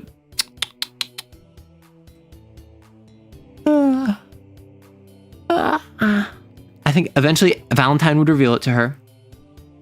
Valentine would reveal it to him, and he would react however he reacts. I'm not sure how he would react. And it would end with him being like, but none of that matters. I love you. I want to marry you. And then she'll be like, oh my gosh. And then, like, that's how you know he's a keeper. But I don't know if he would pull a Street of the First Shell, right? Where, what was his face? Trent? Right, Jack Trent. I don't know if he'll pull a Trent and, like, go join the army for a spell. Cause like, he doesn't know about her yet in this, so I'm not going to say that he has accepted her yet. And I feel as though when she reveals it, that isn't very puritanical of her. So I think he might have some religious guilt to sort through. But I do think that ultimately he will support her, which is the ideal. So this is another hour, it says, to read. I need to wrap up because I've been doing this for 3 hours already, and I have other stuff to do. So next week, the Roubaret is going to be the finale. Next time on the King in Yellow Z. I had so much fun. I will say, I was not expecting this. After reading The Mask, I said, okay, The Mask is my favorite. The Mask got unseated by the Street of the First Shell. Maybe it's because I just read this one. Maybe it's because it constantly surprised me. Maybe it's because there's actually some good chemistry going on. And like, it was funny. Clifford was legitimately really funny. I think Street of the Lady of the Field, Street of Our Lady of the Fields, this is definitely above The Mask for me. It might be number one for me. Hope you have a great rest of the day. I'm glad you enjoyed my favorite story. Honestly, this might be my favorite too. It's between Street of the First Shell and Street of Our Lady of the Fields. Which shocked that two of my favorite stories from The King in Yellow are past the point where The King in Yellow is relevant. Legitimately shocked. One of my least favorite stories was when The King in Yellow was relevant. Court of the Dragon. Did not enjoy that one. Really at all. Not because it was like poorly written, just because nothing happened. So like, in order right now,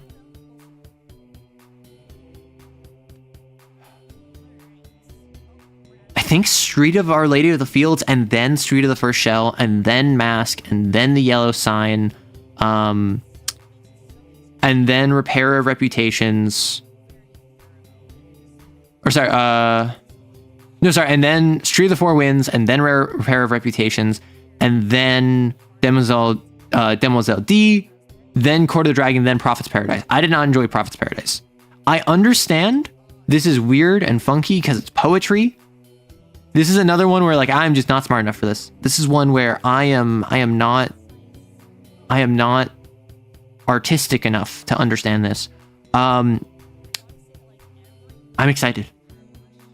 I'm genuinely like excited to read Roubaret because what is this? Of the first half and the last half had my least favorite one and two of my favorite ones. The first half had a pretty mixed bag, but I generally enjoyed it. I am so happy I decided to do this. I decided to do this on a whim. I decided to do this prior to apparently The King in Yellow is getting popular again because like some Minecraft SMP referenced it. So I'm so happy I'm doing this. The King in Yellow is one that I've wanted to read for a long time. Finally getting a chance to do it. And next week, Roubaret. The week after, I'm going to start a new story. So I have to figure out where I'm going to post it. I'm going to have to figure out where I'm going to post the poll. If you're on the... You have Clifford. Clifford's in the last story?